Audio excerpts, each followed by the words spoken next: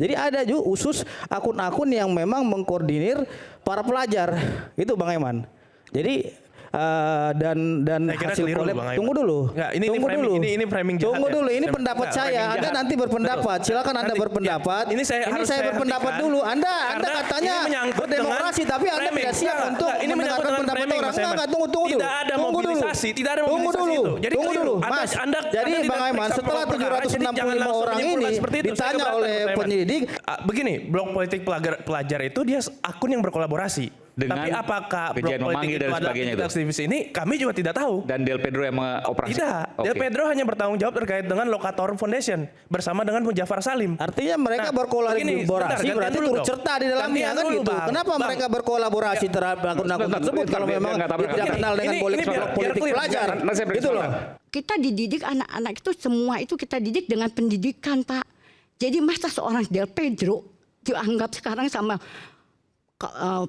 penguasa ataupun polisi gitu TNI sebagai penghasut yang mendalangin seakan-akan semua kejadian tragedi di Agustus itu seorang Del Pedro gitu. Apa sesungguhnya yang dituduhkan? Tadi kalau disebutkan oleh Kabid Humas Polda Metro Jaya, dulu masih Kombes, sekarang udah Brigjen ya, dan sudah di Bareskrim Polri, Bang Ade Ari Syam ya, itu penghasutan dan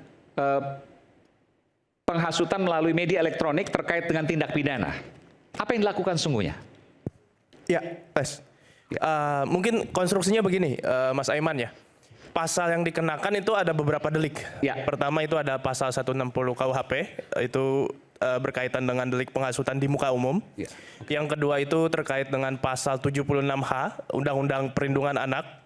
Dan yang ketiga itu pasal 45 ayat 3 Undang-Undang Informasi. Tentang apa itu? Tentang berita bohong yang menimbulkan kericuhan.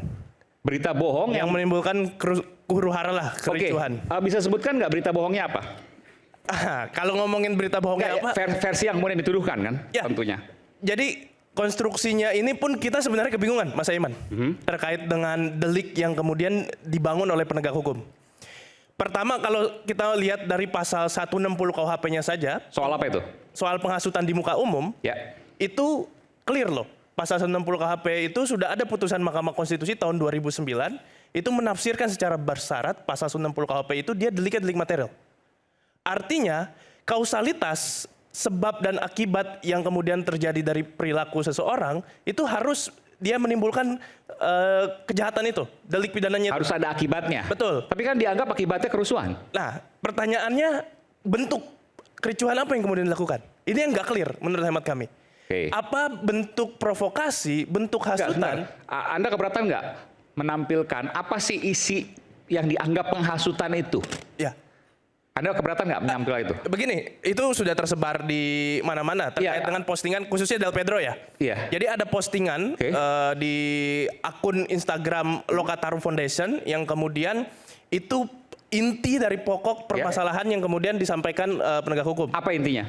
Intinya di situ semacam postingan membuka posko aduan kepada pelajar untuk yang ingin mengikuti aksi atau yang ditangkap secara sewenang-wenang itu bisa menghubungi kolom atau nomor yang tercantum di situ. Itu yang dianggap penghasutan. Itu salah satu faktor utama.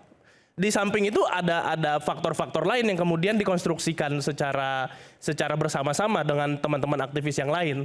Karena ada postingan-postingan bersama-sama dengan beberapa solidaritas ya. Misalkan ada akun Gejayan Memanggil dan segala macam yang kemudian itu dipandang sebagai suatu hal yang saling berkaitan. Oke, kan ada barang buktinya. Postingan 1, postingan 2, postingan 3. Betul. Keberatan nggak untuk menyampaikan? Ini karena masih dalam materi pemeriksaan, sebenarnya kita tunggu aja di pengadilan untuk melihat barang buktinya seperti apa. Oke, dari pihak Bung Pitra silakan. Oke. Terima kasih, Bang. Kalau pembukaan posko bagi yang mereka ditahan, ditangkap, kalau awam pasti melihat itu bukan penghasutan, betul kan? Sebenarnya begini, Bang Ivan. Terlebih dahulu penyelidik itu tidak mengarah kepada kliennya Del Pedro dan kawan-kawan. Akan tetapi dia mengarah kepada bukti yang diperoleh dari hasil penyelidikan yang ada. Ya. Jadi Bang Aiman, pada tanggal 25 Agustus 2025 yang lalu ya, bahwasannya Subdit Kamnek ya mendapatkan laporan informasi dari atas nama Adrian Tanjung terkait dengan peristiwa. Siapa itu Adrian Tanjung? Hah? Siapa itu? Anggota lah. Oh, ini tipe A berarti? Iya, laporan model A. Laporan tipe A? Iya. Berarti polisi yang melaporkan, oke. Jadi di dalam proses penyelidikan yang dilakukan oleh pihak kepolisian tersebut, ya, kemudian sekitar tanggal 27-28 polisi mengamankan para pelajar nih yang ikut demonstrasi. Sekitar jumlahnya mayoritas pelajar itu 765 orang. Nah, dari hasil interview terhadap para pelajar itu mengarahlah kepada akun media sosial, ada dia blog politik pelajar, ya, ada Gejayan Memanggil, ya, ada Aliansi Mahasiswa Pembugat dan Lokataru_Foundation. Jadi di sini bukan hanya dilihat daripada posko tersebut, tapi penyelidik menemukan adanya suatu ajakan, ya, yang sifatnya itu mengarah kepada pasal 160. Ya, sehingga kita lihat juga ada beberapa video juga tersebar seperti video mengatakan bahwasannya apabila terjadi kerusakan dan perusakan fasilitas umum itu sudah sesuai. Itu dari postingan itu? Ada di video. Postingan salah satu tersangka. Oke. Ya, udah sesuai itu katanya gitu kan. Nah, jadi kemudian itu pasca kerusakan dong berarti? Iya. Oke. Sebelum kerusakan terjadi kan gitu. Oh, udah mengatakan seperti itu. Iya, udah tersebar dan lainnya. Jadi kemudian penyelidik mengambil keterangan daripada yang mayoritas para pelajar ini semua mengarah kepada Del Petro CS, karena yang dilihat itu akunnya, ternyata pemilik akun dan pengelola admin daripada Lokataru Foundation ini adalah Del Petro. Itu yang ditemukan. Jadi Del Petro bukan musuhnya polisi, tapi Del Petro berhadapan dengan hukum hari ini gitu loh. Bukan polisi menargetkan oh ini harus ditangkap, ini harus ditahan, tidak seperti itu. Begitu, tapi menarik, sebelum kita melanjut ke pertanyaan berikutnya. Saya perkenalkan dulu, selamat datang Kepala Badan Intelijen Strategis Pak Laksamana Muda Soleman Ponto. Laksamana Purnawirawan Soleman Ponto, Kepala BAIS 2011-2013 ya. Jangan dianggap sekarang masih menjabat, enggak, udah lama itu. Oke. Selamat datang Pak Soleman. Kita tahan dulu, saya ingin tanya dulu. Jadi sebelum ada kerusakan, sebelum ada prahara, salah satu postingannya adalah membuka posko. Yang kedua, kalau nanti ada kerusakan, ini isi postingannya. Kalau ada kerusakan maka sudah sesuai atau sudah cocok begitu, kurang lebih begitu. Ya. Oke. Ya, gini Mas Aiman. Kalau melihat konstruksi kasusnya, ini kan kita tahu ya dalam situasi waktu itu, situasi kegelisahan perasaan batin yang sama kita waktu itu. Masyarakat sedang protes terkait dengan situasi bangsa, situasi kemudian kebijakan pemerintah maupun DPR yang kemudian melukai perasaan batin masyarakat. Nah, dalam kerangka itu ada memang sebaran-sebaran untuk aksi demonstrasi. Oke, tadi sebenarnya kalau ada kerusakan maka ya, sudah tepat. Kalau dikatakan ada yang kerusakan, tidak ada spesifik kalau ada kerusakan maka enggak. Jadi tidak ada itu. Tidak ada secara spesifik menyatakan bahwa misalkan kita harus merusak apapun gitu. Konteksnya misalkan Del Petro ya. Ini kan ada beberapa orang. CS lah, ini kan ada beberapa. Ya, kalau khususnya misalkan di Del Petro Mas, ini kan mereka mencoba dikonstruksikan ya bersama-sama ya dalam kerangka memang ada postingan-postingan yang dia kolaborasi dengan beberapa akun Instagram. Nah, tapi yang kemudian harusnya kita kritisi adalah apakah kemudian postingan itu berkolerasi langsung kepada kericuhan yang terjadi di masyarakat? Kami memandang sepertinya tidak sesederhana itu memandangnya. Bagaimana mungkin kemudian kericuhan yang kemudian terjadi secara masif itu digerakkan hanya dari postingan yang ada di Instagram. Ini kan logika awam aja Mas melihat itu. Jadi kami keberatan kalau dikatakan postingan itu berkontribusi pada kericuhan yang terjadi di masyarakat. Buktinya nggak ada. Menurut kami tidak valid. Jadi begini, termasuk, mohon maaf Bang, izin sebentar ya. Tadi kan Abang berbicara sekarang. Termasuk mengkonstruksikan misalkan ada dengan pelajar datang kemudian anak-anak di bawah umur ikut demonstrasi. Pertanyaannya, memangnya pelajar itu adalah anak-anak?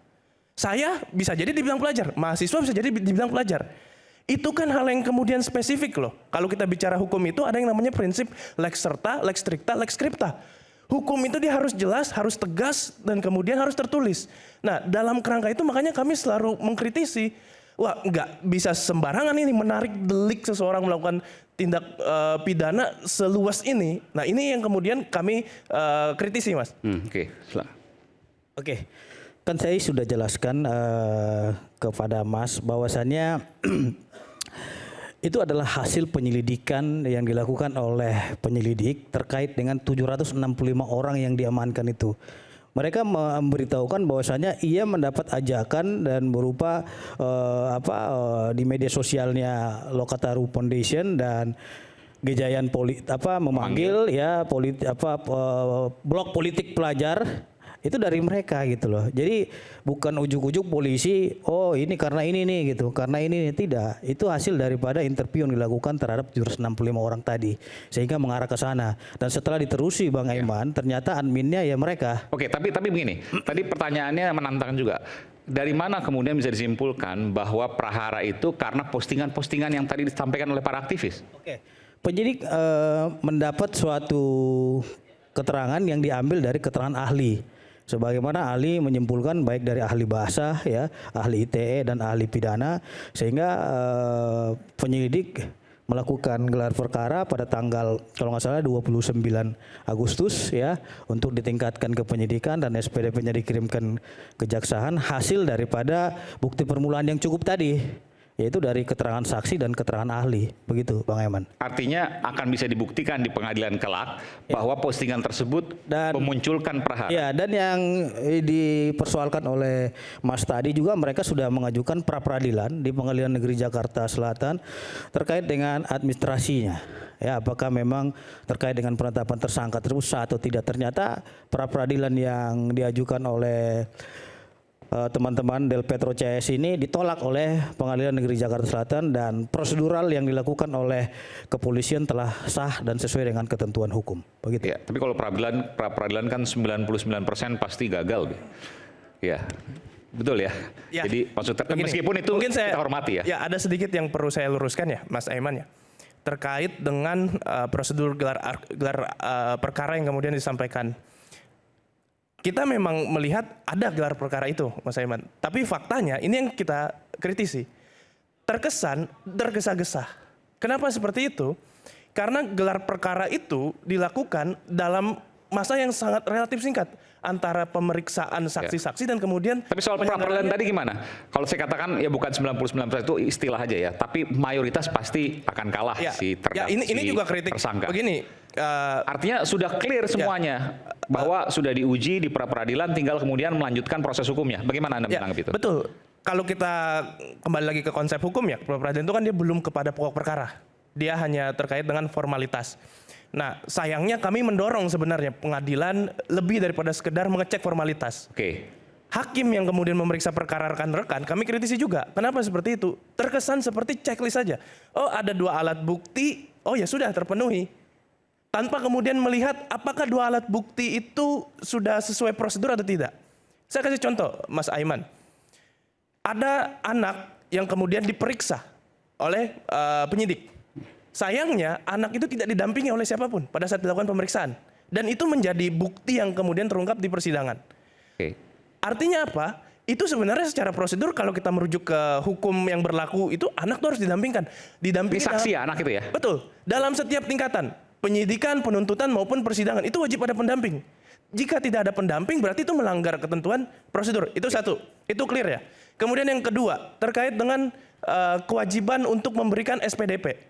Mas Aiman, berdasarkan putusan Mahkamah Konstitusi nomor 30 tahun 2015 itu memberikan kewajiban konstitusional kepada penyidik. Siapapun penyidiknya, baik penyidik kepolisian, penyidik kejaksaan maupun penyidik KPK dan institusi-institusi penyidik PPNS yang lainnya. Untuk memberikan tembusan SPDP itu bukan hanya kepada penegak hukum tapi juga kepada tersangka dan keluarganya.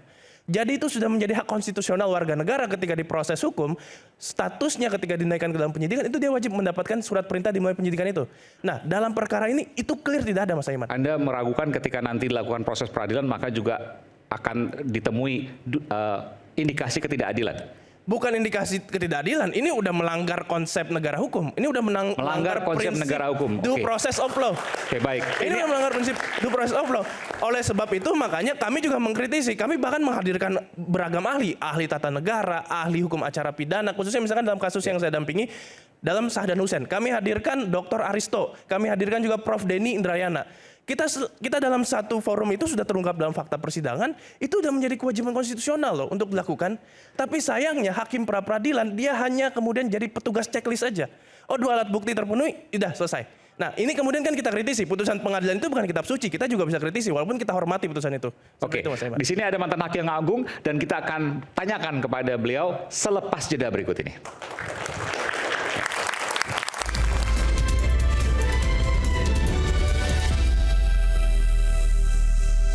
Sebagian besar tersangka di pra peradilan kalah. Tadi disebut bahwa ada kejanggalan, hanya checklist, tapi tidak dilihat mendapatkan bukti di mana.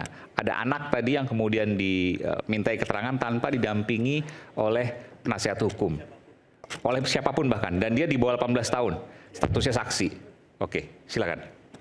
Begini, kalau disebutkan sebagian besar Lebih dekat lagi, Pak. putusan pra peradilan itu pemohon agak jarang dikabulkan. Jarang dikabulkan, Ya. betul ya? Ya, nyatanya begitu. Kenapa? Nah, kenapa ini haruslah diperhatikan secara jauh ya. Ini kan pra peradilan itu prosesnya hanya mendasarkan 2 hal. Kalau di Indonesia itu memang kepada hal-hal sebelum dinyatakan bersalah dia harus dianggap tidak bersalah. Presumption of innocence. Tapi pre-trial di banyak negara common law memang itu kepada hak asasi manusia. Pre-trial itu pra peradilan maksudnya? Ya, pra peradilan di banyak negara yang hampir sama ya isinya. Adalah mengukur apakah HAM dari yang bersangkutan ada pelanggarannya. Disebut sebagai konsep habeas corpus dasarnya itu. Jadi agak sedikit berbeda. Tapi keduanya memiliki tujuan yang sama. Kenapa jarang sekali dikabulkan? Karena petugas-petugas yang penyidik paling tidak itu sudah punya pengalaman. Jarang sekali dia itu melanggar. Kepolisian dalam hal perkara ini. Tapi tadi soal anak tanpa didampingi siapapun? Ya tentu kita tidak tahu sejauh apa hal itu. Oke. Tapi kira-kira konsepnya karena para penyidik itu sudah berpengalaman. Kecil sekali bahwa dia akan dipersalahkan, bisa dipersalahkan. Itu dasar logika. Jadi bagi saya, ya betul kalau memang sedikit yang dikabulkan, memang iya karena apa? Kuatnya penyidik ini untuk melakukan tindakan-tindakan yang tidak melanggar. Tapi ini kan bukan bicara keadilan, ini bicara prosedural. Keadilan ada pada perkara nanti apabila ini ditolak atau diterima. Terutama kalau ditolak, tentunya akan menuju kepada proses pokok perkara. Di situ baru kita bisa memperhatikan apa itu hukum yang berkaitan dengan keadilan. Ini kan hal ini perlu kita telusuri menurut KUHAP. Di KUHAP itu dijelaskan kalau ada terjadi sebuah kejadian, ada perbuatan dan ada keadaan atau akibat 30 orang lebih mati karena perkara ini. Tentu ini harus diselidiki dengan keadilan tadi. Itu nanti ada pada pokok perkara. Termasuk pembuktian apakah dari kicauannya, dari tweetnya di media sosial itu apakah berkaitan dengan kerusuhan atau tidak? Tentu semuanya itu akan diproses secara hukum dengan teliti dan tentu kelengkapan persidangan itu ada di situ diawali adanya kejadian yang mempunyai persesuaian dengan perbuatan dan keadaan atau akibat. Itu kira-kira proses hukum yang kita pelajari dan itu merupakan instrumen. Ini pun instrumen di pra peradilan yang harus dilalui kalau ada pemohon. Oke, Mbak Asvina mungkin mau tambahkan? Iya, seperti tadi Pak Gayus bilang sebetulnya pra peradilan itu bukan habeas corpus secara murni karena seharusnya aturannya setiap orang yang ditangkap dan ditahan harus dihadapkan ke depan pengadilan untuk menguji sah atau tidaknya penangkapan penahanan itu. Di Indonesia tidak semua orang. Kenapa? Karena hanya yang mengajukan permohonan pra peradilan yang kebetulan ketemu kayak Mas Ma'ruf ini atau yang punya pengacara karena punya uang. Artinya sebetulnya karena Indonesia sudah menjadi negara pihak dari Kovenan Hak Sipil dan Politik, kita wajib membawa semua orang yang ditahan. Itu harusnya menjadi kewajiban negara, bukan kewajiban privat orang-orang yang ditangkap. Jadi ini konsepnya sangat berbeda kan. Kalau dia negara yang punya kewajiban, siapapun dia langsung dibawa. Seperti di film-film gitu kan, dinilai. Dibawa maksudnya gimana? Dibawa ke depan pengadilan. Oke. Jadi dia harusnya disidangkan. Dia harusnya disidangkan siapapun yang ditahan. Kalau di Indonesia kan tidak. Hanya yang mengajukan Ini maksudnya permohonan. pre-trial ya? Betul. Itu Oke, ini sebelum sidangnya. Betul, itu pre-trial yang- Peradilannya kalau di sistem negara lain yang berbeda dengan kita, mereka selalu ada pra-peradilan itu. Betul, dari Indonesia tuh sudah menandatangani Kovenan Hak Sipil dan Politik, sudah diundangkan dengan Undang-Undang 12 2005 yang di dalam salah satu ayatnya mengatakan setiap orang yang ditangkap dan ditahan harus dibawa ke depan pengadilan untuk diuji sah atau tidaknya penangkapan atau penahanan itu. Indonesia tidak punya, karena pra-peradilan itu hanya dibebankan kepada keluarga atau tersangka itu untuk mengajukan, bukan polisi yang harusnya membawa itu ke pengadilan. Itu yang pertama.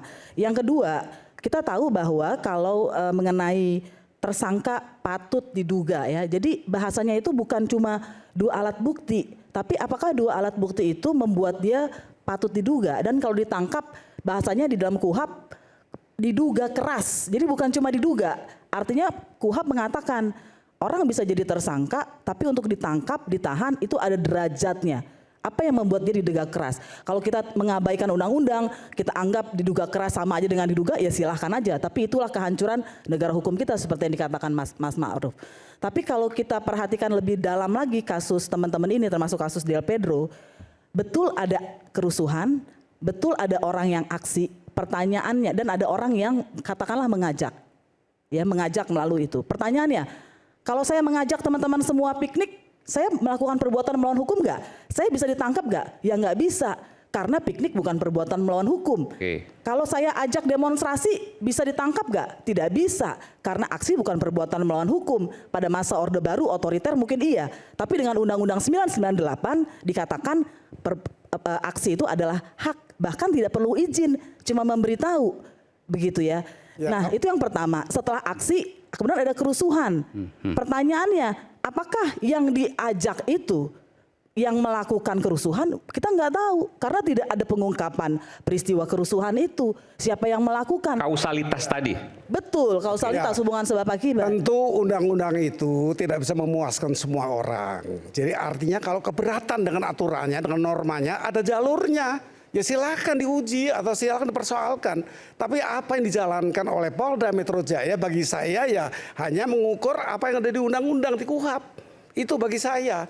Jadi kalau mau dipersoal lain ya silakan. Sebetulnya kalau buat saya bukan masalah undang-undangnya.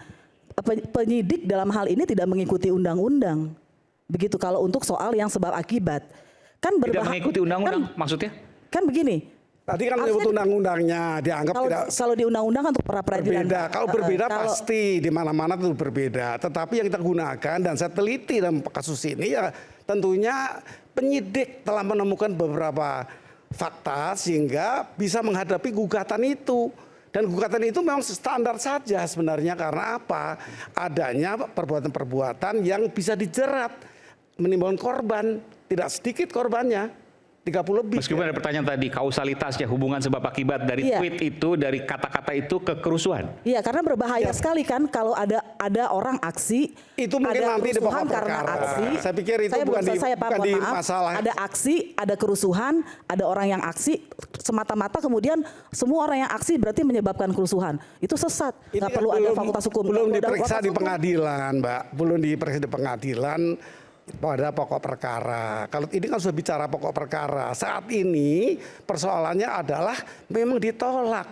Kalau ditolak kok banyak sekali tolak itu pertanyaan yang diajukan ke saya. Iya, karena pelaksana itu sudah berpengalaman, kecil sekali kemungkinan bahwa dia bisa kalah. Ini kira-kira walaupun ada sedikit yang kalah, ada juga beberapa perkara yang kalah. Meskipun putusan Mahkamah Agung banyak juga yang mengatakan dan membebaskan karena ada salah tangkap ya Pak ya. Kita kan ada banyak pengadilan yang kemudian menunjukkan bahwa tersangka itu tidak didampingi oleh pengacara dan karena itu dibebaskan oleh Mahkamah Agung. Itu banyak kasusnya. Kita bicara pra-peradilan ya. Kan pertanyaannya kenapa banyak ditolak. Itu pertanyaannya, saya belum kemana-mana ya. Mari kita bicara kemana-mana. Yang soal anak tadi maksudnya itu kaitan ke hakim yang memeriksa saksi-saksi tadi kan, prosesnya itu. Ya, karena kan hanya saya mengikuti alur aja nih. Pembahasannya kemudian mengatakan penyidik sudah profesional, berpengalaman. Saya mau menunjukkan bahwa penyidik berpengalaman atau tidak itu kelihatan dari putusan. Salah satunya putusan Mahkamah Agung yang banyak juga tadi saya bilang tidak semua terdakwa putusan karena ada salah tangkap. ya tidak semua putusan itu memuaskan semua orang. Tentunya masing-masing pihak, terutama kalau memang pemegang perkara ya, kuasa hukum dan sebagainya. Jadi ini kita harus menghormati pengadilan. Kalau nanti pokok perkaranya berbeda kan juga bisa terjadi. Oke, Bung Pitra mau komentar soal itu. Ada kalau tadi dikatakan penyidik Saya sependapat profesional dan lain dengan sebagainya, tapi ada anak pertama yang sependapat tidak ada dengan Prof. pendampingan misalnya Gayus gimana? Lumbun ya. Karena itu kan ranahnya pokok perkara. Ini masih kita Itu masuk pokok perkara itu? Iya, itu kita, bukan di pra-peradilan. tahapan saat ini kan masih menguji tahap prosedural administrasinya, syarat formilnya. Apakah memang pihak kepolisian dalam hal ini penyidik melakukan pelanggaran prosedural kan gitu.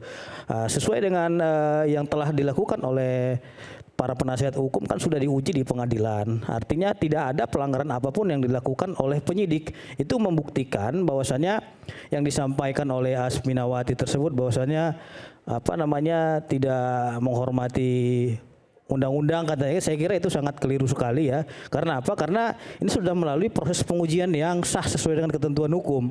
Jadi kalau dibilang penyidik itu tidak taat kepada hukum dan tidak taat kepada aturan, saya kira harus dibuktikan yang tidak taatnya yang mana gitu loh. Terus tadi disebutkan misalnya ada anak di bawah umur, di bawah usia 18 tahun yang kemudian diperiksa sebagai saksi tanpa didampingi oleh pengacara. Bukan yang melakukan oleh siapapun bahkan. Ini kan yang melakukan aksi demonstrasi itu bukan hanya berbicara 1-2 orang. Oke. Yang diamankan saja Bang Aiman, bayangkan saya 765 orang banyaknya. Betul. Dan semua itu salahnya Pedro. Tunggu dulu Mbak ya. Tadi saya diam ketika Mbak bicara.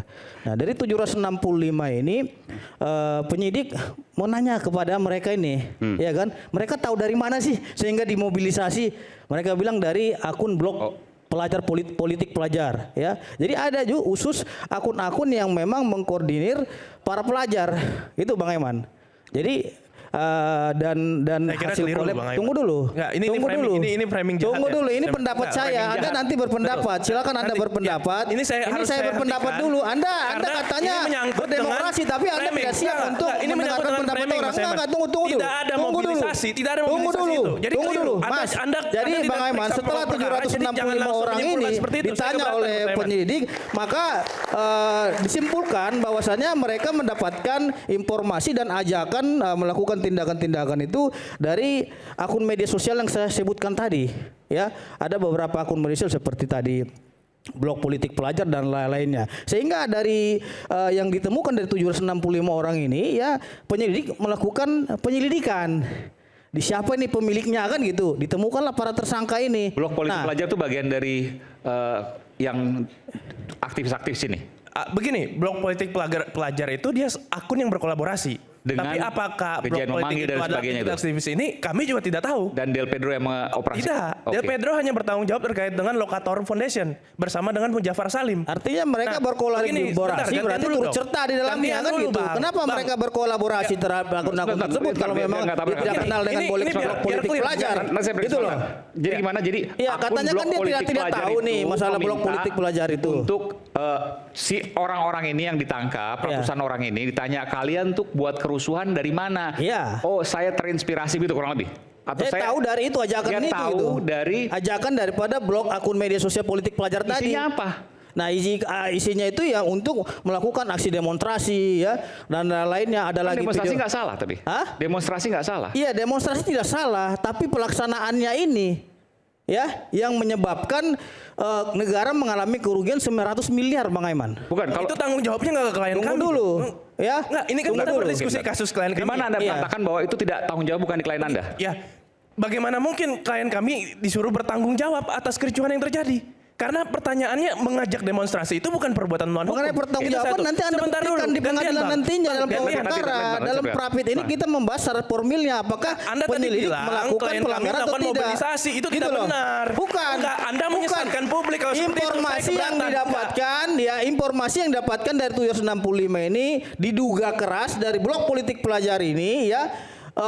melakukan ajakan-ajakan yang bersifatnya menghasut. Itu pokok perkara. Itulah kan? makanya Itu pokok perkara kan? Ya, tapi kan apa? kita berbicara secara formil tadi dari 760 kan ditanya kenapa ini klien saya dimintai pertanggungjawaban dan lain-lain. Bukan polisi ujuk-ujuk langsung menetapkan dia tersangka dari rangkaian penyelidikan yang ada dan yang diamankan dari 765 tadi. Bayangkan Bang Aiman dari aksi yang terjadi tersebut kita nggak melihat apa dampak yang ditimbulkan terhadap aksi tersebut. Mungkin bisa diputar dulu nih dampak yang ada di video yang telah saya kirimkan tadi. Iya. Oke. Tolong diputar Sambil menunggu. Tapi kalau seandainya gini, ini saya belum mendapatkan apa yang kemudian Anda sampaikan. Kalau seandainya mengajak demonstrasi, di mana pidananya? Yes, mengajak demonstrasi bukan suatu persoalan, tapi akibat daripada ajakan tersebut menimbulkan pelanggaran hukum wajib diminta Jadi pertanggungjawaban misalnya hukum. ada seseorang mengajak, yuk kita demonstrasi. Ternyata demonstrasi itu ricuh, berusuh, bahkan Iya. luar biasa gitu. Ada bakar-bakar dan sebagainya. Mungkin ada korban juga di sana. Jadi yang mengajak demonstrasi pertama kali dia terkena pidana. Oke, jadi ujuk-ujuk itu dari polisi kan penyidik di sini berdasarkan putusan pengadilan bahwasanya bukan hanya di tanggal 27-nya tapi dia rentetan 27, 28, 29. Jadi ada perbuatan peristiwa yang berulang-ulang. Oke. Di situ. Jadi sehingga penyidik meminta pendapat dari ahli pidana, ahli bahasa dan ahli ITE atas ajakan-ajakan tersebut. Apakah ada muatan pidana atau tidak? Sehingga ditetapkanlah tersangka Bang Eman. Walaupun beberapa kali ajakan itu hanya demonstrasi tulisannya. Bukan hanya demonstrasi aja, ada beberapa narasi-narasi yang memang sudah tersebar didapatkan oleh penyelidik dari hasil penyidikan itu yang berpotensi mengarah kepada kerusuhan. Yang sifatnya ajakan Yang anarkis sifatnya lah. itu nanti akan dibuktikan di pengadilan, bukan di sini gitu loh pengujiannya. Ya, begini Bang Aiman. Gantian ya, saya berarti sekarang yang bicarakan. Silakan. Sebenarnya Bang Pitra ini baru membuktikan bahwa pokok perkara itu berkontribusi nyata kepada prosedural yang dilakukan. Pertanyaannya kan deliknya aja nih udah problematis menurut kami. Karena apa? Delik ini delik material. Ini yang lupa dan luput dari diskusi dengan Bang Pitra tadi. Delik material itu harus clear loh sebab akibatnya. Di sini ada Prof Gayus sebagai hakim yang kemudian juga pasti paham soal ini. Yang mau saya sampaikan adalah jangan kemudian perbuatan ini bukan perbuatan yang melawan hukum dialamatkan kepada klien kami. Itulah kemudian kami sebut kriminalisasi. Nggak ada loh delik melawan hukum di sini. Itu satu. Yang kedua, berbicara Tidak ada delik melawan hukum di sini. Tidak ada. Jadi ajakan hanya demonstrasi, tidak ada ajakan anarkis dan seterusnya. Betul. Oke. Makanya yang kami sampaikan, tadi disampaikan oleh Bang Pitra, saya klarifikasi, tidak ada mobilisasi untuk kemudian mengarahkan kelompok tertentu untuk melakukan perbuatan-perbuatan yang sifatnya melawan hukum, misalkan merusak, melempar, mencuri, itu tidak ada. Sama sekali Anda pastikan tidak ada itu? Betul, klien kami, kalau yang lain kami tidak bisa pastikan, tapi Ya, ada klien 4 orang kami, klien betul, Anda. klien kami, misalkan Del Pedro Muzaffar itu dia dalam kerangka sebagai pembela HAM, dia sebagai aktivis yang kemudian bekerja melakukan tugas-tugas advokasi. Del Pedro itu sebelum ditangkap bahkan dia mengadvokasi anak-anak yang kemudian ditangkap secara sewenang-wenang. Yang bahkan anak-anak KJP-nya itu dinarasikan di media ingin dicabut. Itu diadvokasi. Alhamdulillahnya berhasil advokasi yang dilakukan oleh dia. Nah, maksud saya adalah Mas Aiman, jangan kemudian kita di sini bermain insinuasi. Apa yang dilakukan Bang Pitra Indri insinuasi kepada Terus klien kaitan kami. saudara Ini dengan berbahaya. blok politik pelajar itu sebagai apa? Ya, kami tidak tahu blok politik Ya, pelajar itu. artinya kan saya sampaikan bahwasannya para pelajar ini mengatakan dia mendapatkan informasi dan ajakan tersebut dari blok politik pelajar. Jadi tidak Pertanyaannya- bilang saudara Del Pedronya Ya, gitu loh. begini, Masalah blok betul. politik berpelajar ini berkolaborasi dengan Anda dan klien Anda itulah peristiwa penyidikan yang dilakukan pendalaman yang dilakukan oleh Begini, penyidikan.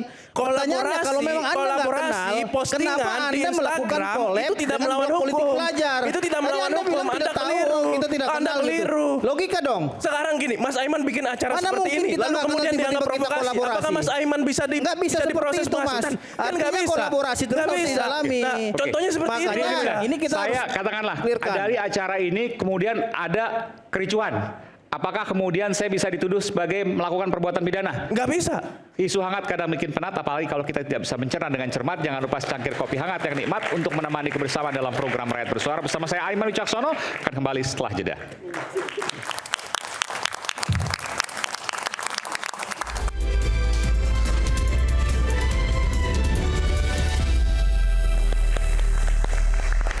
Ini ada hal yang menarik yang kemudian bisa dibahas.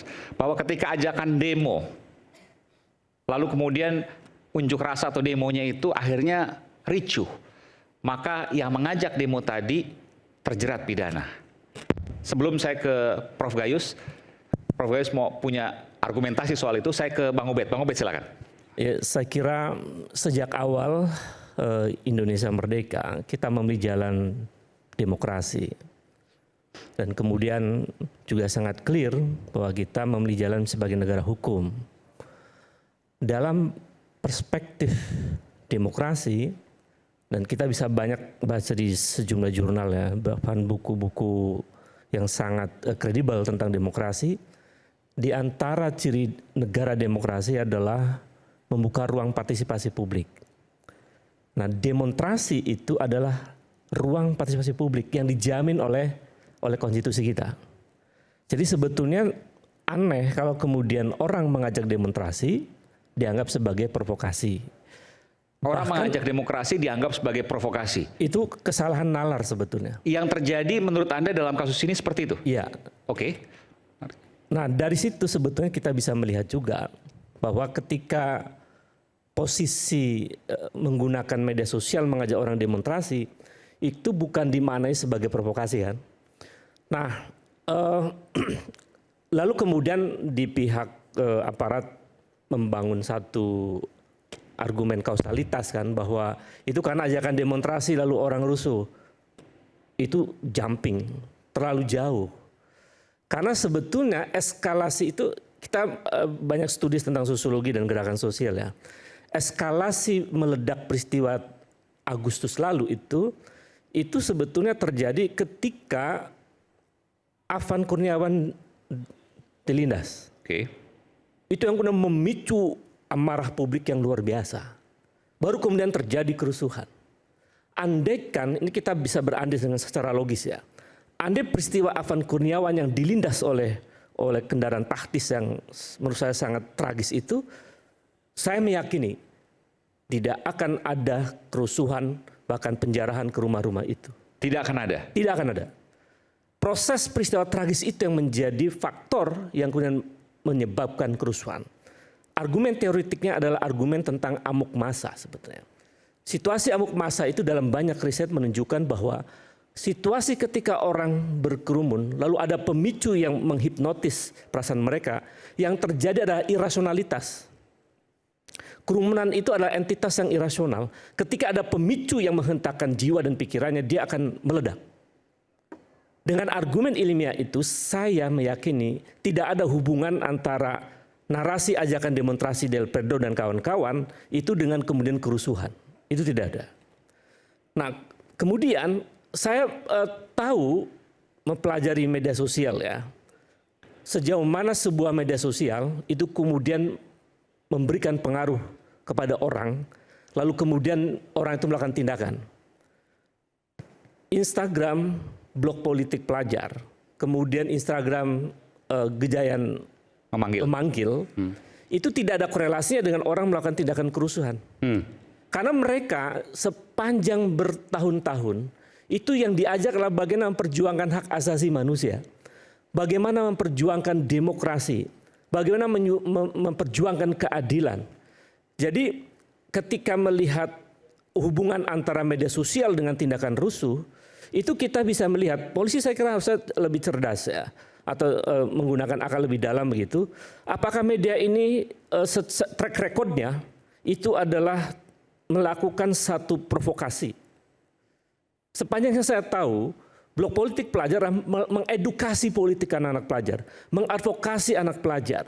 Jadi secara kronologis itu saya lihat tidak ada tuh korelasi mereka dengan tindakan anarkisme itu. Okay. Yang justru tindakan anarkisme itu dilakukan oleh kelompok-kelompok yang maaf saya sebutkan dalam tanda petik, kelompok-kelompok mungkin orang mengenal disebut sebagai anarko ya. Okay. Atau kelompok-kelompok yang anarkis yang berkorelasi bahkan dengan, maaf saya sebutkan, dengan jejaring dari dugaan kuatnya dengan aparat. Bukan dengan Del Pedro begitu. Lalu kan kemudian orang bertanya, ini kok rusuhnya seperti di skenario gitu kan. Lalu aktornya siapa? Nah dari situ kita bisa melihat, oh tidak ada korelasi antara media sosial yang disampaikan oleh Del Pedro dan kawan-kawan dengan kerusuhan. Itu sama sekali tidak ada hubungannya. Ini kalau bicara soal psikologi massa, saya ingin ke Kepala BAIS 2011-2013, Laksamana Muda Purnawirawan, Soleman Ponto. Silakan Pak Soleman, Anda mau menyampaikan apa? Jadi kalau seandainya hanya mengajak demonstrasi lalu terjadi kerusuhan, bukan salah dari ajakan itu? Ya karena di kita sekarang ini yang dihukum adalah yang mengajak. Kan yang berbuat itu. Yang mengajak, siapa yang mengajak? Kalau ajakan itu terbukti, ya itu yang jadi sasaran. Tapi kan begini, ketika dia mengajak untuk demonstrasi, bisa jadi terjadi demonstrasi aman. Ketika dia mengajak demonstrasi, bisa jadi terjadi demonstrasi yang rusuh. Karena tadi misalnya ada insiden Afan Kurniawan. Kan beda-beda. Ya bisa Bukan saja. karena ajakannya, ini logika sederhana. Ya nanti kan di pengadilan baru akan diikutin apa masing-masing siapa berbuat apa di pengadilan kan bisa didalami nanti di situ. Ya ini perang bagaimana dari jaksa dan si advokatnya. Oke. Apa kata tuntutan, apa kata pembelaan, apa buktinya berkata apa ya di situ silakan aja. Tetapi bagi petugas mana yang dilihat duluan itu, apa yang didapat duluan ya itu. Yang dia pasang duluan. Anda punya pengalaman Pak Soleman ketika ada mengajak sesuatu tiba-tiba mengajak hal yang memang terkesan biasa tapi kemudian terjadi hal yang luar biasa. Ya kemarin itu mungkin bagi orang yang biasa tiba-tiba jadi luar biasa ya Agustus itu. Tiba-tiba memang setuju tadi bisa akibat perindasan itu menjadi besar, bisa bersama-sama dengan yang lain juga itu juga menjadi satu alat pemicu. Kan kita tidak bisa juga mengandaikan kalau tidak ada itu tidak terjadi juga tidak bisa seperti itu. Jadi memang ya inilah situasinya seperti ini. Ketika ada ajakan, ada sampingan terjadi. Nah, di sini tinggal masing-masing nanti membela diri di mana saya di mana siapa berbuat apa ya silakan aja nanti dilihat. Tapi bagi petugas yang pertama ini ambil dulu.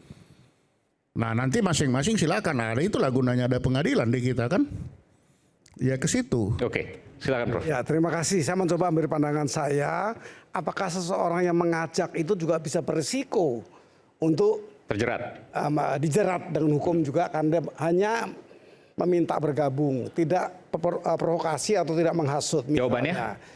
Saya menggunakan satu teori yang umum di perguruan tinggi, yaitu apa yang dikenal dengan kausalitas atau dengan teori mutlak. Tidak ada akibat tanpa sebab. Von Bury, conditio sine qua non, itu menunjukkan bahwa tidak mungkin ada akibat tanpa sebab. Maka ditelusuri sebab yang mana kalau banyak sebab yang relevan. Ini tugas penegak hukum nantinya untuk membuktikan. Apakah karena ajakan demonstrasi ataukah karena insiden Afan? Kan itu pertanyaannya. Ya nanti akan ketemu itu. Jadi kalau ada suatu akibat yang timbul, tentu ada sebabnya. Itu teori mutlak. Salah satunya oleh Von Bury. Masih ada teori lain. Karena begini, kalau seandainya hal ini kemudian tidak bisa dijawab secara logika, tentu logika publik akan mengatakan bahwa jangan-jangan nanti ini adalah mencari kambing hitam, kan begitu? Penegak hukum akan sangat tahu. Kita percayakan kepada penegak hukum dari kepolisian, kejaksaan maupun hakim. Tentunya begitu. Boleh curiga sama hakim, boleh curiga sama kepolisian, tapi itu instrumen yang harus kita ikuti. Jadi jangan terlalu mudah untuk mengatakan ini dihasut oleh yang menyuruh, juga belum tentu. Tetapi nanti yang relevan ditemukan oleh penegak hukum itu barulah akan menjadikan satu putusan tergantung relevansi yang menjadi penyebab. Oke. Bang, boleh? Oke, silakan tambahin dulu. Iya. Atau nanti sebentar, Bung Teguh, sebentar. Nyambung ini nih. Oh, menjawab, oke, silakan. Ini ya. Jadi ada 3 kata kunci dari tadi kita ngobrol-ngobrol ya. 1, berwenang dan prosedural ya. 2, apes atau sial ya. 3, proses yang tidak lengkap. Ini saya mau katakan ya. Jadi begini loh. Yang pertama dulu, yang pertama tadi? Tadi berwenang dan prosedural. Oke. Dalam demo 25 sampai tanggal 1 katakan September, ya, 1 September. Itu kan memang ada peristiwa pembakaran-pembakaran ya. Ada pengerusakan-pengerusakan. Ini disebut peristiwa pidana ya. Kemudian yang merusak diduga adalah warga sipil ya. Tentu polisi harus menjalankan tugasnya.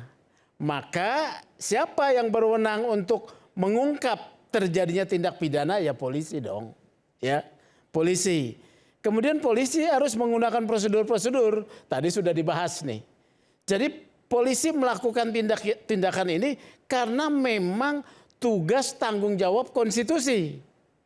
Kalau ada keberatan segala macam, ada proses pra-peradilan dan perkaranya. Yang kedua, ya, apes, bencana atau sial yang saya mau tujukan kepada sebetulnya Delpredo dan kawan-kawan. Kenapa? Kita lihat ya, kita sudah sering mengalami demo, unjuk rasa, juga keras-kerasan, dorong-dorongan, lempar batu. Ada yang ditangkap nggak? Enggak. Di proses nggak ada. Atau jarang lah gitu. Jarang. Begitu ditangkap juga dipulangin. Ya, ingat nih ya. Ya. Tetapi peristiwa 25 ada pembakaran dan masif. Betul. Bukan di Jakarta saja loh. Di Jawa Tengah, ya, di Yogyakarta, kantor polisi juga dibakar ya, Polda bahkan. Kemudian Polres Jakarta Timur dibakar. Kemudian di Brebes kantor DPRD dibakar. Di mana? Di Ujung Pandang, di Bandung. Lihat, ini ada peristiwa. Nah, karena ada peristiwa ini harus dicari yang bertanggung jawab. Apesnya Delpredo yang kena. Baru saya mau bilang ini proses yang tidak lengkap. Ya, tadi saya mau mengutip Bang Ubedillah nih. Jadi massa kerumunan itu memang tidak beridentitas berdasarkan teori sosiologis, ya. Karena dia tidak beridentitas, ketika ada yang memicu akan terjadi kerusuhan. Ya, akan ada rusuh. Ini ternyata benar, teori ini terjadi. Siapa? Ada aparat keamanan yang berada di lokasi. Salah satunya adalah ada, saya nggak menuduh sebagai pelaku nih Pak Ponto ya. Ada anggota BIN, ada anggota TNI, ya. Harusnya bukan hanya Delpredo yang diperiksa. Karena saya tahu teman-teman ini mereka anti kekerasan, ya. Harus diperiksa secara lengkap. Ini yang tidak diperiksa secara lengkap. Tapi waktu itu kan ada videonya Pak Soleman yang waktu kan? Anggota Pak Bais waktu itu ya. Iya, harus diperiksa. Ini juga harus diperiksa mengapa terjadi kerusuhan tersebut. Ada video, maksud saya ada video bantahannya terkait hal itu. Pak Soleman bisa sampaikan. Nggak ada soal. Jadi begini loh ya. Bantahan itu kan di ruang publik. Proses pemeriksaan pidana itu material. Material itu membedah semua keterangan fakta dan tidak bisa dilewatkan, tidak diminta keterangan. Ini yang tidak lengkap. Tetapi karena aparat tersebut adalah aparat yang di luar kewenangan polisi, mendapatkan kehambatan atau gap prosedural, ya. Maka semua harus diperiksa. Harusnya semua diperiksa. Begitu loh ya, termasuk yang ada di lokasi misalnya TNI gitu. Pak Soleman bisa tambahkan soal itu? Ya, sekarang yang memeriksa kan siapa? Itu pasti harus TNI dan sipil itu harus ada koneksitas. Nah, kan itu di situ. Masalahnya koneksitasnya sama MA sudah dibilang kalau yang ambil dari kemarin itu KPK ya KPK, kalau dari militer. Jadi koneksitas sendiri sudah dibatasi. Tindak pidana korupsi ya kali Pak. Iya korupsi. Nanti kan jadi sama nanti dengan ini. Tidak dong. Kalau ini kan tindak pidana umum ya.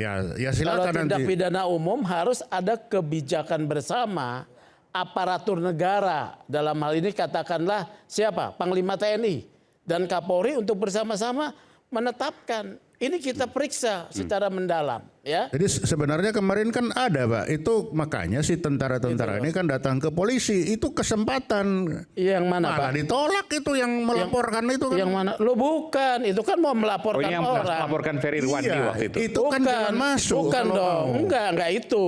Tapi kalau nggak dikasih jalan masuk. Sebentar, saya bentar. Jadi apa yang diharapkan ketika melaporkan Ferry Irwandi pada waktu itu terbuka semua? Iya, di situ kesempatan. Mari kita bikin ini di koneksitas. Oh, pintunya Ferry Irwandi. Kalau Ya, Ferry Irwandi kan pintunya. Ferry Ya, Irwandi kan Bukan, TNI bukan datang ke polisi untuk mengusulkan koneksitas. TNI datang ke polisi mau melaporkan Ferry Irwandi, Iya, itu beda. Betul Pak, tapi itulah pintu. Kalau tidak ada pintu itu yang mana bisa Oh, tidak masuk. bisa kalau menurut saya Kan ya. itu. Harusnya berangkatnya dengan koneksitas. Bentar, ya. pintu gimana maksudnya Pak? Ya, koneksitas itu bisa terjadi kan kalau ada apa? Ya ada yang jelas kemarin si tentara merasa saya kok dibeginikan, datang dia laporan. Nah laporan inilah yang nanti dikembangkan dari sana. Kalau begitu, mari kita karena Ferry yang dilaporkan ini sipil, yang melaporkan militer, kita bikin koneksitasnya. Nah di dalam koneksitas ini baru akan muncul semuanya. Itu kan pintu masuk aja. silakan. Kalau tidak ada pintu masuk, bagaimana mau masuk kita? Nggak mungkin lewat jendela kan? Gitu. Jadi Oke, baik. memang harus ada keputusan. Nanti kita lanjutkan soal ini. Kita akan kembali saat lagi udah mulai terbuka bagaimana kemudian konstruksi kasusnya. Pak Soleman bukan hanya kepala BAIS tapi juga praktisi hukum ya, kepala BAIS pada masanya tentu, tapi juga praktisi hukum. Nanti kita akan bahas soal ini bagaimana kemudian sesungguhnya yang terjadi. Kami akan kembali saat lagi.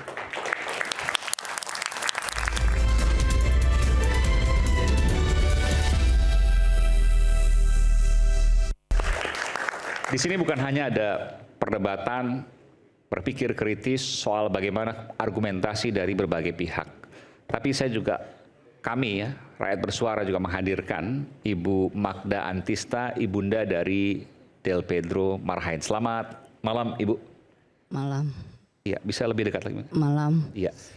Ibu Magda, saya sebut Ibu Magda ya. Sudah menjenguk terakhir kapan Bu? Tadi Barusan Bu? ya di Rutan Salemba. Di Rutan Salemba. Apa yang Ibu sampaikan kepada yang bersangkutan? Atau apa komunikasi seperti apa yang disampaikan? Bisa lebih dekat lagi Bu ya?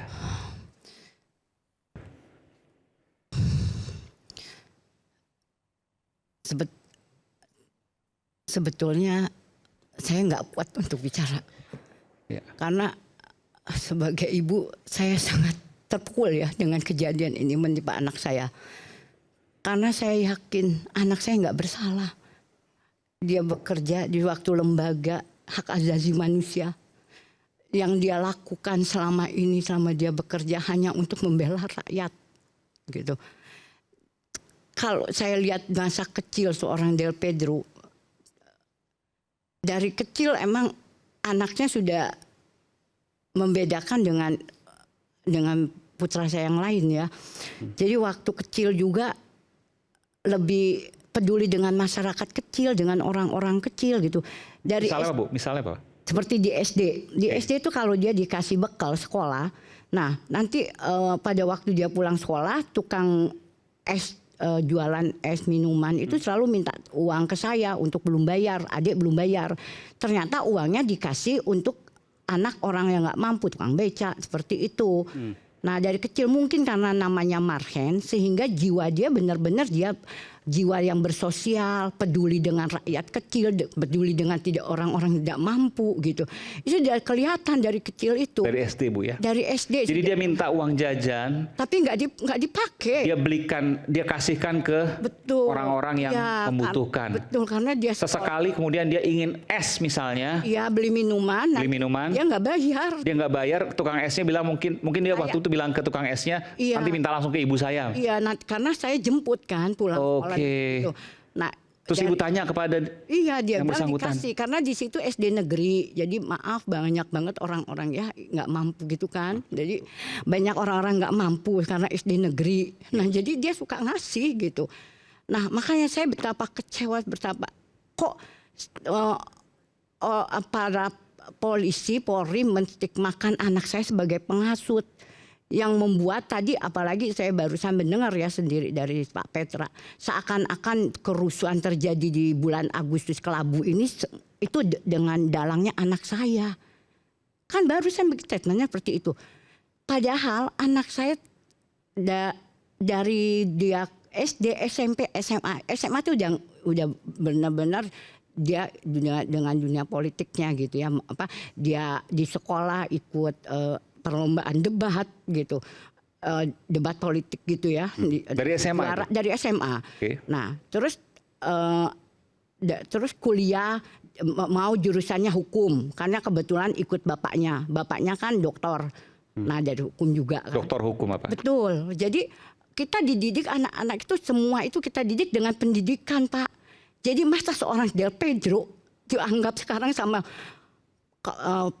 penguasa ataupun polisi gitu, TNI sebagai penghasut yang mendalangin seakan-akan semua kejadian tragedi di Agustus itu seorang Del Pedro gitu. Masuk nalar nggak gitu? Secara logika dia bekerja tuh di apa? Itu kan hak asasi manusia. Itu pembelaan dia apa?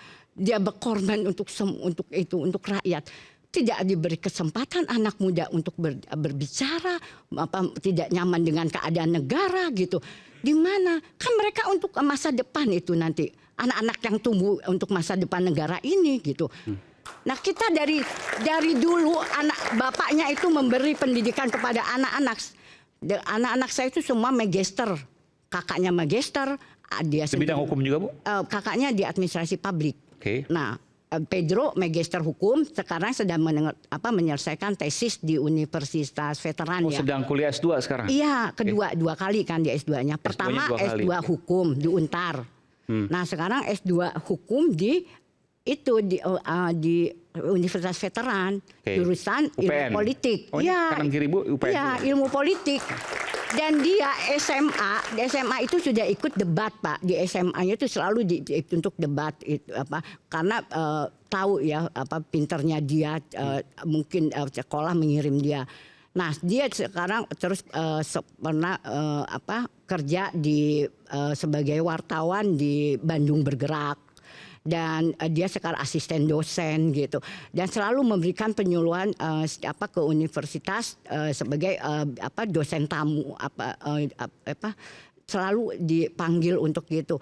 Nah saya ibu yang tahu dia dengan masa kecil dia segitu dengan pribadi dia itu nggak mungkin seorang anak saya melakukan hal seperti yang dituduhkan saat ini ya Pak sebagai penghasut. Terjadi besar-besaran kerusuhan seluruh Indonesia, hampir seluruh Indonesia. Masa seorang Del Pedro Pak gitu. Itu harus coba dicari siapa dalam semua ini gitu. Iya, tadi Ibu sebutkan suami Ibu, ayahnya Del Pedro adalah doktor hukum, betul Bu ya? Dia dokternya dari ilmu pemerintahan Pak. Oh, okay. Kalau hukumnya tuh S1 S2. S1 S2, artinya bukan orang yang tidak paham hukum tapi orang paham iya. hukum. Oke. Apa yang disampaikan oleh Bapak terkait kasus ini? Iya, saya sebagai ibu dan ayahnya sebagai kita sebagai orang tua ya. Sebentar, Bapak tidak percaya. Suami Ibu ASN? Kenapa? ASN atau dosen swasta? Pak. Dosen ASN atau? Dosen ada itunya. Iya dosen. Dosen ASN? Enggak. Bukan swasta. Baik. Apa yang disampaikan Bu? Jadi ya menganalisa lah dengan kejadian anak ini. Hasilnya? Hasil analisanya? Ya saya yakin anak saya tidak bersalah. Kalau dari itu. Apalagi dengan peradilan kemarin ya. Dengan itu yakin sekali gitu. Dengan saksi ahli bicara. Dengan itu yakin nggak. Bapak juga selalu ikut untuk ini? Ikut. Yakin tidak bersalah anak saya. Yakin itu. Kebetulan tadi kata Pak siapa tuh bahwa mungkin Del Pedro berada di tempat yang sial aja. Ya. Apes, Pak Sugeng. Ya. Apes. Kebetulan terjadinya bukan dia, tapi orang lain, tapi dia harus dikambing hitamkan. Itu aja. Sampai detik ini Ibu yakin tidak ada satu titik pun Del Pedro? Tidak, yakin saya anak saya nggak bersalah. Gitu. Dan Ibu yakin nanti di pengadilan, karena pra peradilan sudah lewat Bu ya? Iya. Pra peradilan sah, penetapan tersangkanya, penahanannya. Di pengadilan nanti Ibu yakin akan dibebaskan? Yakin. Karena cukup kita sebagai orang tua memberi dia pendidikan ya dengan pendidikan yang luar biasa. Dia tahu hukum, nggak mungkin dia seorang yang ngerti hukum akan berbuat hukum yang tidak baik ya. Makanya yakin saya anak saya nggak bersalah gitu. Dan jiwa sosial, jiwa untuk keadilan lebih kepada rakyat kecil itu sudah dia lakuin dari usia dia masih SD, SMP, SMA sampai dia kuliah gitu. Selalu lebih mementingkan orang lain daripada diri dia sendiri. Masa kecil nih dari kecil SD. Nah, kakaknya itu kan bermain dengan remote control pada saat itu robot-robotan. Tapi dia nggak mau, Pak. Dia selalu bikin mobil-mobilan dari kulit jeruk, Pak. Oke. Nah, Del Pedro iya. kakaknya lebih canggih pakai elektronik. Iya, dia nggak mau. Dia selalu dengan itu. Nah, Apa alasannya waktu itu dia bilang? saya nggak, dari situ saya juga udah melihat nih anak kok lebih gimana ya jiwanya, nggak seperti anak-anak yang lain dengan pengen barang-barang yang bagus gitu, enggak. Nah terus dia selalu bermain dengan gini, pakai gagang sapu, terus dia kasih ember ember kiri kanan tuh digotong seperti ini, ember itu. Dia jadi ini tukang itu air keliling itu, Pak. Oke. Nah, mainannya seperti itu. Atau dia pakai dus itu terus dikasih botol-botol aqua. Jadi tukang asongan. Atau dia main lagi jadi tukang sol sepatu, dijejerin sepatu-sepatu. Ibu sempat tanya waktu itu, kenapa kok seperti itu? Dia suka gitu. Jadi dia tuh di SMP kalau ada temennya disakiti ya, pasti dia bereaksi. Nah, sampai guru, saya sering dipanggil di BP tuh bilang gitu. Kalau dilihat dari seorang De Pedro dengan wajah coolnya ya, jadi nggak nyangka ya Bu, kok keras begitu gitu, maksudnya anaknya gitu. Karena dia ngerasa temannya dibully, nah dia harus lawan gitu kalau ada orang-orang. Dia melawan temannya yang. Iya, dia belain gitu kalau teman-temannya disakiti pasti Tidak gitu. Nah, terus kejadian di SMP, SMA, dia nggak boleh pakai seragam. Ketat yang celana gitu, main gunting gurunya, itu nggak nerima dia. Maksudnya kan guru itu seorang pendidik. Ini SMP ngomong, nih? SMA. Apa yang dilakukan waktu itu? Iya, dia marah. Dia protes ke gurunya? Protes gitu. Karena digunting. Punya dia digunting celananya? Iya, itu baru dibeli saya. Dia bilang, bapak saya tuh dengan susah payah membeli celana ini. Dengan hasil jerih payah orang tua saya bekerja. Bapak kan pendidik, memberi contoh. Bicara. Ngomong gitu, jangan langsung bertindak. Nah, dia paling tidak suka orang melakukan hal, bertindak dulu baru bicara gitu. Dia nggak bisa, Pak, gitu. Itu sudah dilakuin. Mungkin saya bilang juga dengan nama marhennya itu ya, jiwa ya untuk rakyatnya itu luar biasa gitu. Nah, makanya dia bekerja di Lokataru, ya itu kita support sebagai orang tuanya gitu. Ya udah, memang itu pilihan dia berjuang dengan pekerjaannya hak asasi manusia, membela orang-orang tertindas, orang miskin gitu, orang tak mampu. Ya sudah, saya bilang nggak apa-apa. Kalau itu memang keinginan kamu bekerja di situ, jiwa kamu begitu, ya sudah gitu. Saya pikir gitu. Jadi kalau dengan kejadian sekarang membuat dia dibilang sebagai provokator dengan kejadian yang luar biasa. Ini kan luar biasa, Pak. Huru-hara ini kan ya terjadi di mana kebakaran, ada yang meninggal, korban dan sebagainya gitu. Apa itu Del Pedro? Terjadinya pelindasan untuk ojol itu apa dari karena ulah De Pedro sehingga itu. Ya itu. Cobalah bapak-bapak itu sebagai penguasa, Polri, TNI yang berkaitan dengan kasus anak saya ini, membukalah sedikit mata hati nurani kalian. Cobalah saya menginginkan adanya keadilan, adanya kejujuran untuk anak saya gitu ya.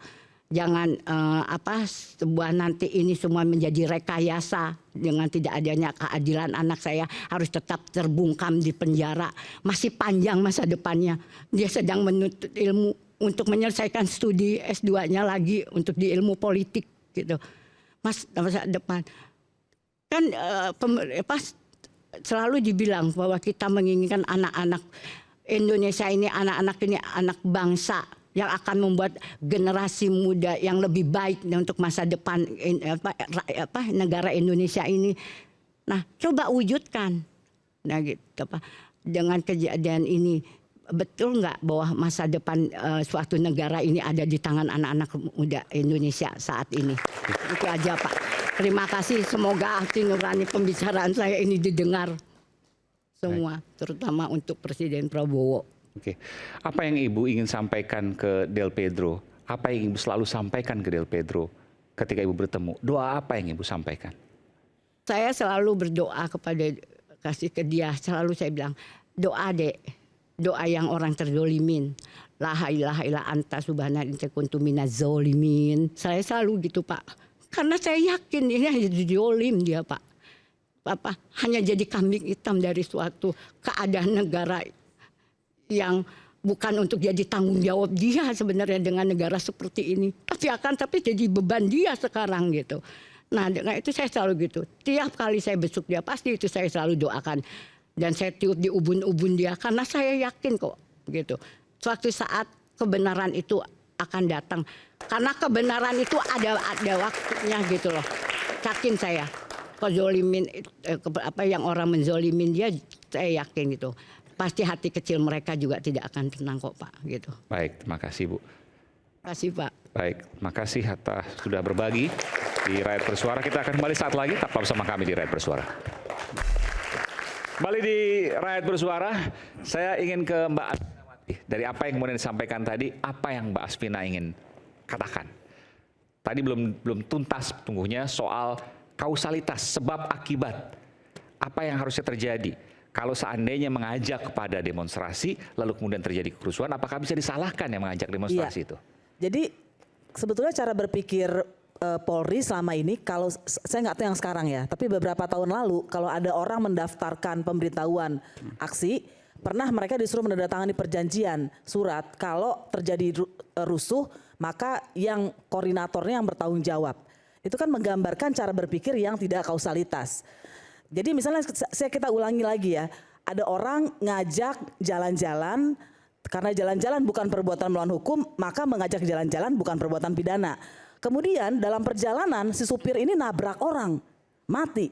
Apakah yang ngajak itu bertanggung jawab? Tentu tidak. Yang bertanggung jawab dalam pidana tidak ada yang namanya perwakilan, mewakili kesalahan. Kalau secara perdata bisa, bosnya si supir itu bisa dimintai ganti kerugian. Kalau dalam perbuatan pidana, orang yang memukul itulah yang akan terkena pidana, atau orang yang menggerakkan dia, atau orang yang membantu. Sehingga sangat masuk akal tadi, harus ada penyidikan, penyidikan, investigasi independen.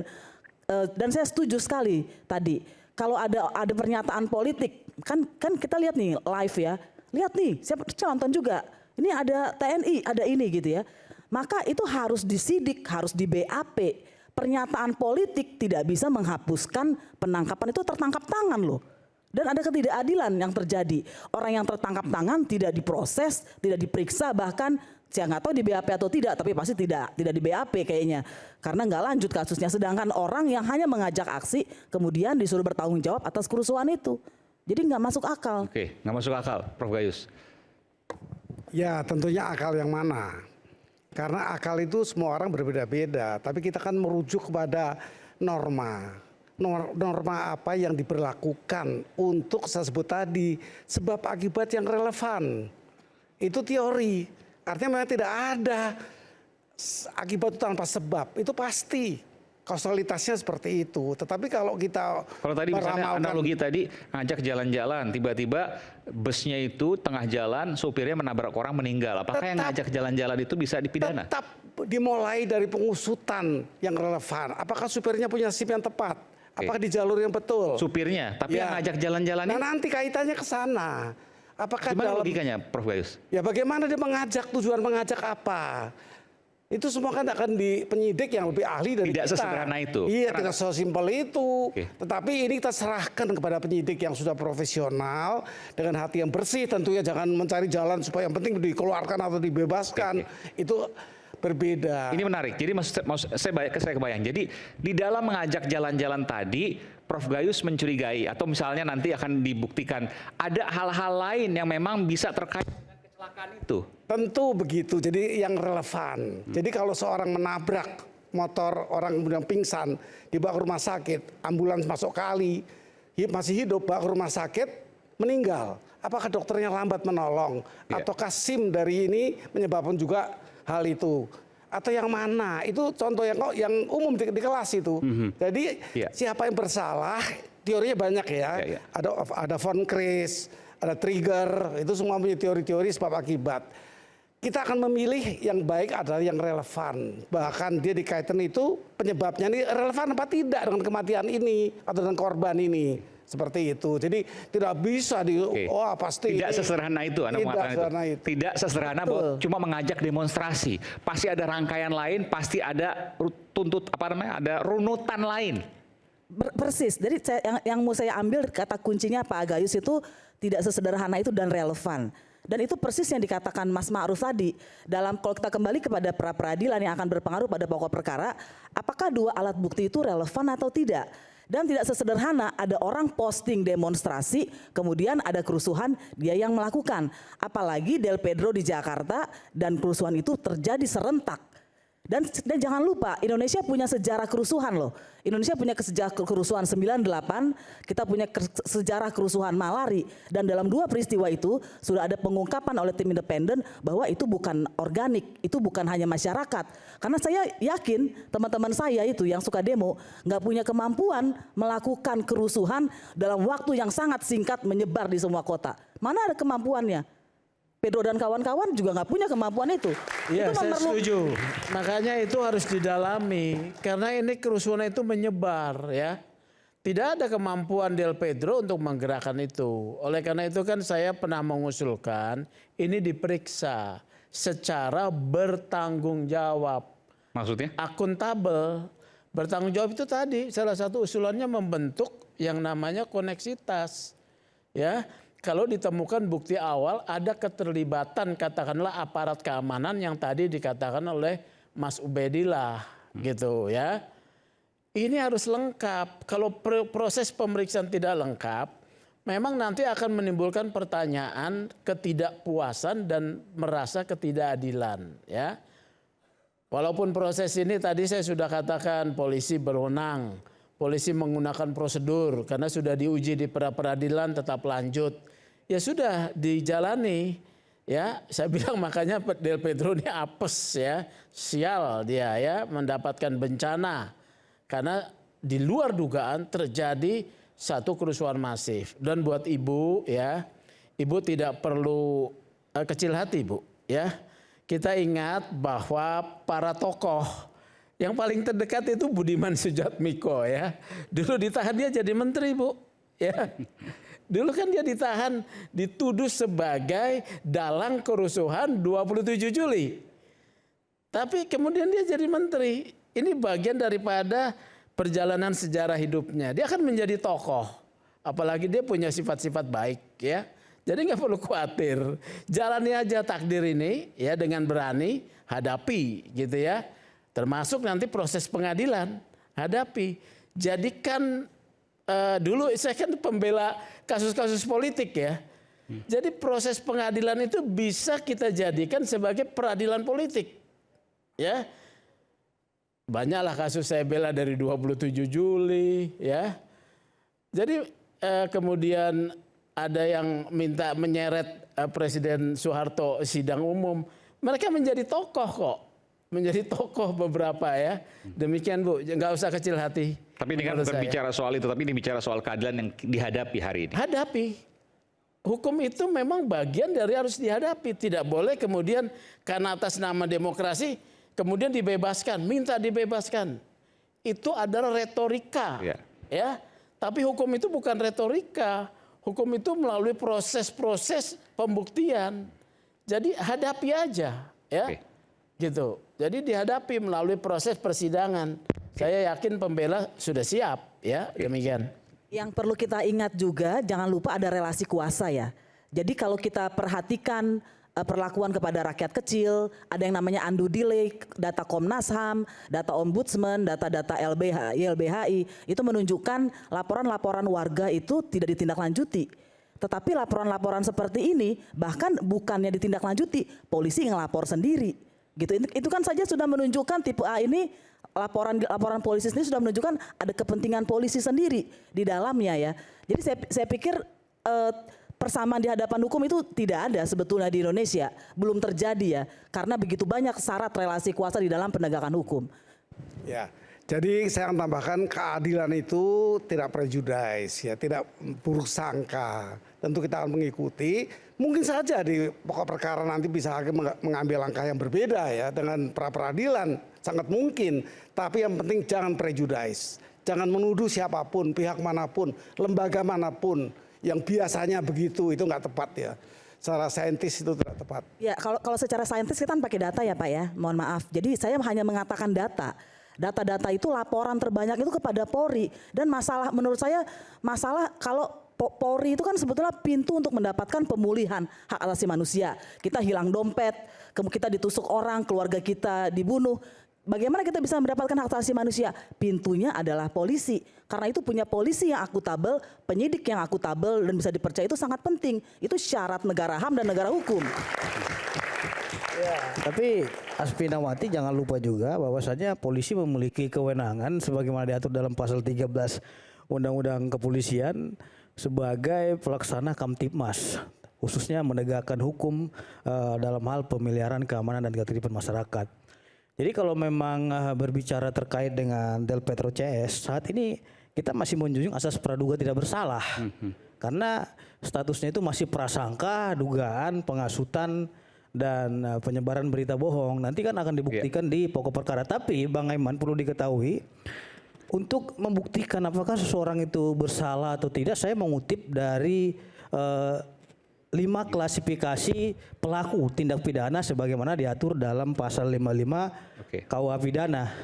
Adanya plager, doen plager, med plager, dan with locker, yaitu yang melakukan, menyuruh melakukan, ya, turut serta melakukan, atau yang menganjurkan atau membujuk. Ya, inilah rangkaian yang didalami oleh penyelidik di dalam tahap penyidikan, dan saya dapat informasi sudah dilimpahkan berkasnya ke kejaksaan. Artinya ini sudah kewenangan daripada jaksa penuntut umum, penyidik sudah selesai dalam melakukan penyidikan tersebut.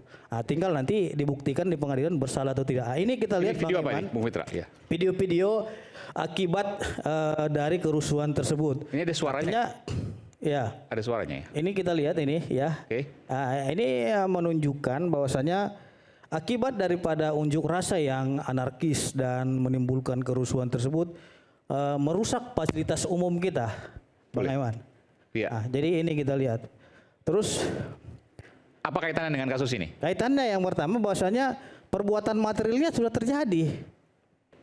Ya. Keberatan Bang? Tunggu dulu. Enggak. Tunggu dulu. Begini, Anda framing kalau tunggu dulu. Bang Aiman bertanya. Tunggu dulu, saya lagi berbicara. Anda artinya sudah bahwa ada perbuatannya sudah kerusuhan di mana terjadi dan merusak fasilitas umum seperti ini. Gini. Artinya kita Anda berbicara HAM, tapi kita harus menghormati melihat praduga bersalah, tapi Anda judgement di sini. Nggak bisa. Untuk menggunakan fasilitas umum ini. Anda jangan bilang perbuatan material udah terjadi. Apa kaitannya dengan kasus ini? Memangnya Del Petro Marhen punya kapasitas, punya kualifikasi untuk saya tadi kamu bicara saya diam. Kamu tunggu dulu. Anda menyesatkan publik dan menyerang klien saya. Enggak, saya harus membela saya tidak klien saya. nama klien Anda. Saya harus membela klien saya di hadapan perbuatan ini. Anda bilang perbuatan itu telah terjadi. Kerusuhan di mana-mana. Saya tidak menyebut nama klien saudara. Saya bilang kerusuhan itu menimbulkan rusaknya fasilitas umum. Enggak bisa Anda. Kamu dengar dulu dong saya bicara. Kamu dengar dulu. Inilah makanya. Apa kaitan ini dengan kasus mereka ini katanya yang kita pembela bahas HAM, tapi tidak melihat HAM secara keseluruhan. Ini fasilitas umum tidak bersalah. Gitu loh. Ini lihat ini Bang Aiman, ini ada halte busway yang digunakan oleh rakyat Indonesia. Kita tahu lah kemarin ada banyak kerusakan. Ya, terus kerusakan-kerusakan ini pemerintah telah melakukan audit mencapai 900 miliar kerugian negara di sini. Yang untuk dipakai oleh masyarakat. Jadi kalau kita berbicara HAM, kita harus berbicara HAM secara keseluruhan. Ya, ada hak-hak masyarakat juga yang direnggut akibat peristiwa ini juga. Bukan berarti kita melihat, oh ini polisi melanggar HAM karena melakukan penangkapan. Polisi itu hanya melakukan serangkaian penyidikan untuk dipersangkakan terkait dengan adanya dugaan-dugaan seperti tadi penghasutan, penyebaran berita bohong. Dan bayangkan Bang Aiman, 959 tersangka akibat peristiwa ini telah dijadikan tersangka oleh Polda Metro Jaya. Dan lain-lainnya. Jadi saya kira kalau kita mau melihat secara keseluruhan, lihatlah secara orang biasa masa terkait Pak dengan konteks bisa HAM. melakukan hal seperti Karena itu. saya juga punya hak asasi manusia sebagai rakyat untuk menikmati fasilitas umum. Tadi pertanyaan Ibu, kalau orang biasa bisa Ya, orang biasa Pak, kalau bukan nggak mungkin kalau hanya sipil bisa melakukan begitu. Saya tidak berbicara anak ibu, saya udah bilang saya menjunjung Bukan asas praduga anak tidak saya, bersalah. untuk masyarakat, Belum tentu Del Petro rakyat bersalah apapun dalam nggak kasus mungkin. ini. Pak, Karena itu, apa? Karena ini masih dalam pra Kalau penuntutan. kalau tidak profesional nggak mungkin bisa itu profesional Pak yang bisa melakukan begitu. Dibakar seperti ini. Siapa yang tanggung jawab Bang Aiman? Ya saya kira Makanya selidiki. penjelasannya mesti Selidiki secara dulu. komprehensif ya. Peristiwa Agustus itu kita udah riset adalah ekspresi dari kekecewaan publik yang meluas. Kekecewaan rakyat terhadap kecewa DPR. sih kecewa, tapi jangan membakar dan merusak. Sebentar dulu, saya belum selesai. Ya. Kalau memang kecewa saya bunuh aja nih, Bang ini kecewa saya. Saya mau Apakah itu menjelaskan memang dulu. bukan perbuatan pidana? Saya menjelaskan. Pertanggungjawaban itu. Saya menjelaskan. Yang diminta oleh Ini penyidik pakai gitu data loh. ya. Saya menjelaskan bahwa kekecewaan publik yang meluas kemudian menemukan kanal itu.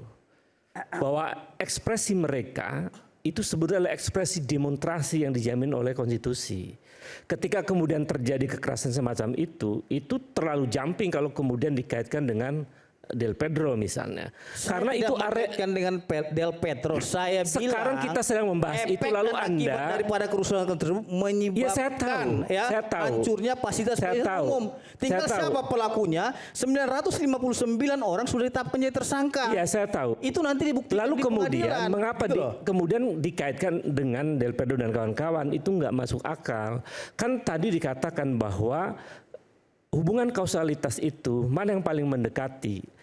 Dari argumen-argumen yang kita analisis itu ternyata nggak ada hubungannya dengan Del Pedro. Apakah kemudian kerusuhan di Makassar, kerusuhan di Surabaya dan lain-lain itu semua itu ada bukti empirik itu terhubung dengan Del Pedro? Saya sudah menganalisis jaringan medianya itu tidak ada hubungannya. Enggak, Bapak jadi juga nggak saya boleh mengatakan menyimpulkan ini kan seperti itu. proses belum. Anda telah menyimpulkan seolah Bukan. Anda melangkahi hakim. Ini kita di sedang sini. berdiskusi karena Kita saat ini masih belum ada praduga, keputusan kan. Pak. Presumption Kita sedang of berdiskusi. innocence. Bapak Kita sedang katanya orang berdiskusi. hukum, tapi sudah melangkahi hukum Karena di sini. kemudian Anda duluan yang ini membangun udah framing. argumen Anda diskusi. membangun framing. Nanti untuk pembuktian Belum siapa yang selesai. bersalah di sini akan Belum diuji di selesai. pengadilan. Iya, belum selesai. Gitu loh. Jadi kita nggak bisa menentukan dia salah tidak bersalah karena itu ini nanti. belum masuk ke pengadilan, kita mendiskusikan secara objektif. Yes, justru itu kita menunjukkan asas praduga tidak Iya. bersalah. Nah karena praduga tak bersalah, saya berhak menyampaikan pendapat. Trigger daripada kerusuhan tersebut ini hancur nih.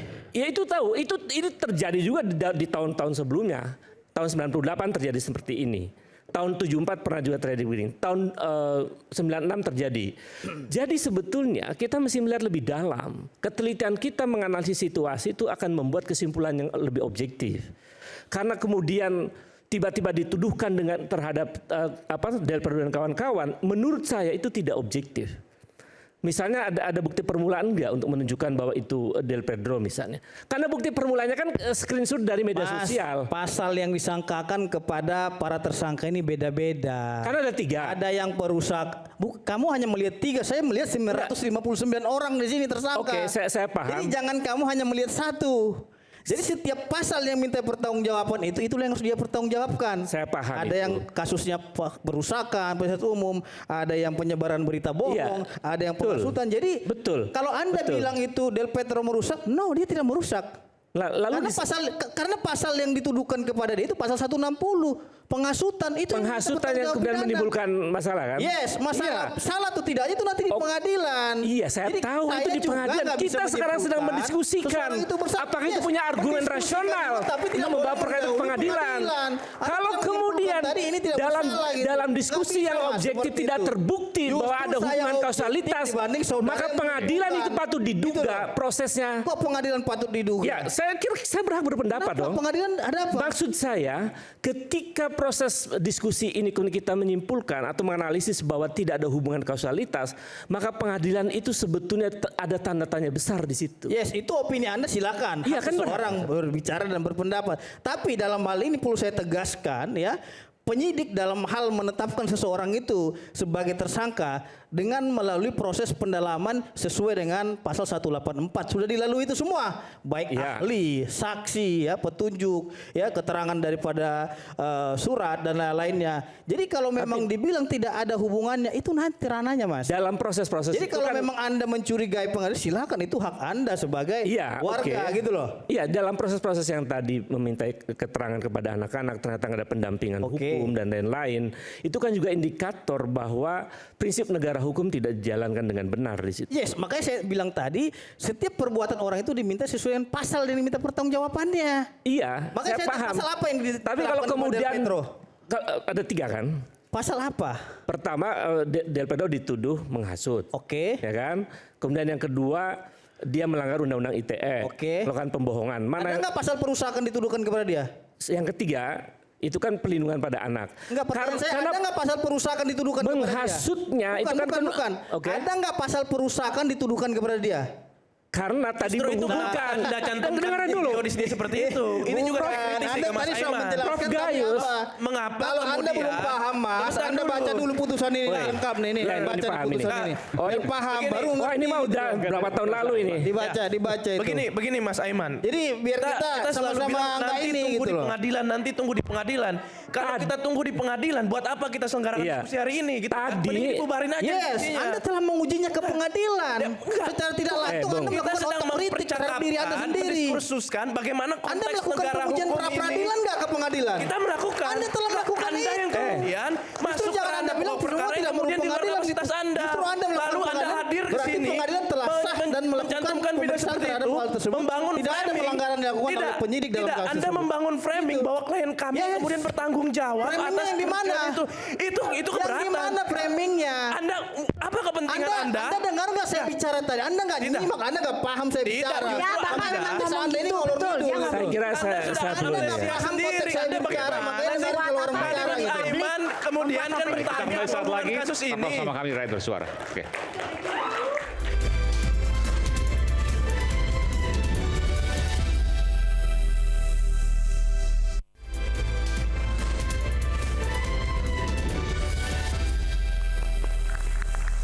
Sampai pada sesi terakhir Rakyat Bersuara, saya akan berikan kesempatan pertama pada Prof. Gayus Lumbun. Silakan, Prof.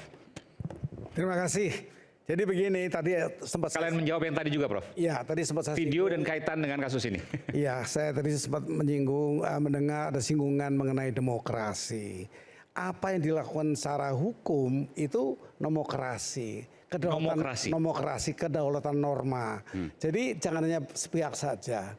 Untuk menerima keadaan, kemudian adanya perbuatan, adanya peristiwa yang menimbulkan korban, itu tentu ada nomokrasi yang digunakan terhadap demokrasi yang dijalankan. Itu saja. Jadi kita masih melihat keseluruhan. Dalam demokrasi ada norma itu. Ada norma yang dihormati, kedaulatan norma namanya. Oke. Itu perlu. Jadi jangan menggunakan demokrasi secara salah, ya. Ada batasan-batasan. Demokrasi secara salah misalnya seperti apa, Prof? Yang melampaui dari demokrasi yang digunakan, apa yang dilakukan. Melampaui norma, melampaui hukum maksudnya. Ya, melanggar hukum. Ya kalau sampai menimbulkan akibat kan melanggar hukum itu. Dia tidak merasa bahwa itu mengakibat. Sebab yang dijadikan itu soal sepele sekali. Padahal tidak seperti itu. Didalami oleh penegak hukum. Saya yakin ini belum tentu kejadian ini akan menjadi akibat bagi putranya Ibu. Belum tentu bersalah. Belum tentu. Itu kan pengadilan nanti yang akan memutuskan dengan semua aspek yang akan dibangun. Tapi kalau udah lewat pra-peradilan kan rasanya beda juga, Prof. Beda, pra-peradilan itu Pra-peradilan kalah di sidang pengadilan pasti berpikirnya juga sama. Tidak selalu begitu. Itu kan prosedural. Apakah ada HAM yang dilanggar? Apakah asas praduga tak bersalah yang dilanggar? Itu Oke. saja. Ternyata Ada tidak banyak kemungkinan-kemungkinan. Sangat banyak. Jadi kita mesti memenuhi semua prosedur, instrumen yang ada. Ini kan hanya satu instrumen pra-peradilan. Belum tentu pokok perkaranya bisa berubah kalau tadi yang dikemukakan memang betul. Tidak ada Seperti kaitan itu. gitu ya misalnya. Oke, baik. Silakan, Bung Obed. Nah, Ya, saya kira kalau tadi argumen awal justru mengatakan bahwa ini ada kausalitas yang relevan begitu, menurut saya menjadi batal tuh argumen-argumen mereka ketika kemudian mengatakan bahwa ini nggak ada hubungannya yang ditunjukkan dengan tuduhan terhadap Del Pedro, padahal yang mereka argumenkan bahwa ada kausalitas yang memungkinkan terjadi antara seruan demonstrasi dengan rusuh.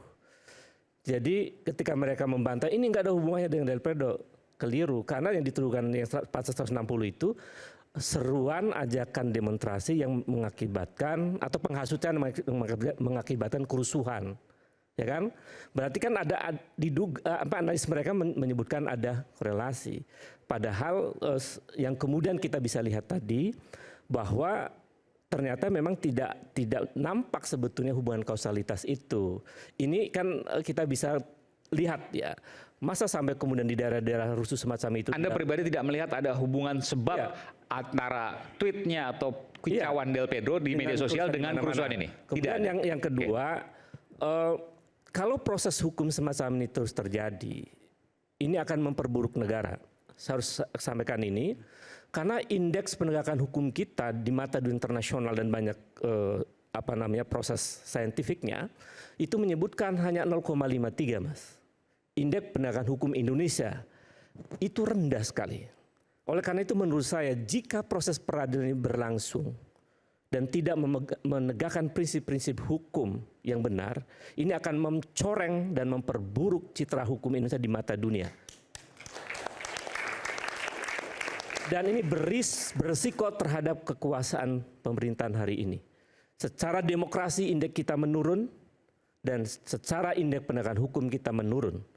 Karena itu jangan ceroboh, jangan kemudian melakukan tindakan-tindakan proses hukum itu yang kemudian mengakibatkan merusak citra hukum Indonesia di mata dunia. Saya kira itu, Mas. Oke, baik. Ya, tapi salah kami juga ini. Boleh saja berpikir apapun ya, tetapi kita tidak boleh sekali-kali untuk mendiskreditkan sebuah lembaga. Cuma itu saja pendapat saya. Mari kita hormati, silahkan. Ini dengan dialog bukti lagi, Mas. Kalau mau dijawab nggak apa? Oh iya. Saya tidak bermaksud untuk memberikan tuduhan ya, tetapi saya mau mengingatkan bahwa indeks penegakan hukum kita rendah sekarang. Kalau itu yang kita perbaiki. Iya. Itu yang akan kita perbaiki, tapi bukan dengan cara merusak. Artinya dengan cara wah udah jelek ini, pasti ini akan jelek juga. Itu prejudice tadi.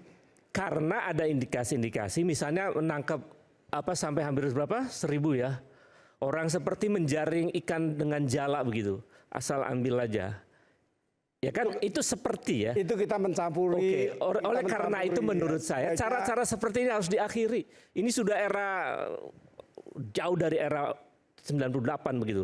Pola-pola ini harus diakhiri karena ini akan mencoreng demokrasi dan hukum kita. Setuju saya kira saya. itu, Pak. Baik. Betul, reformasi mundur. Oke, baik.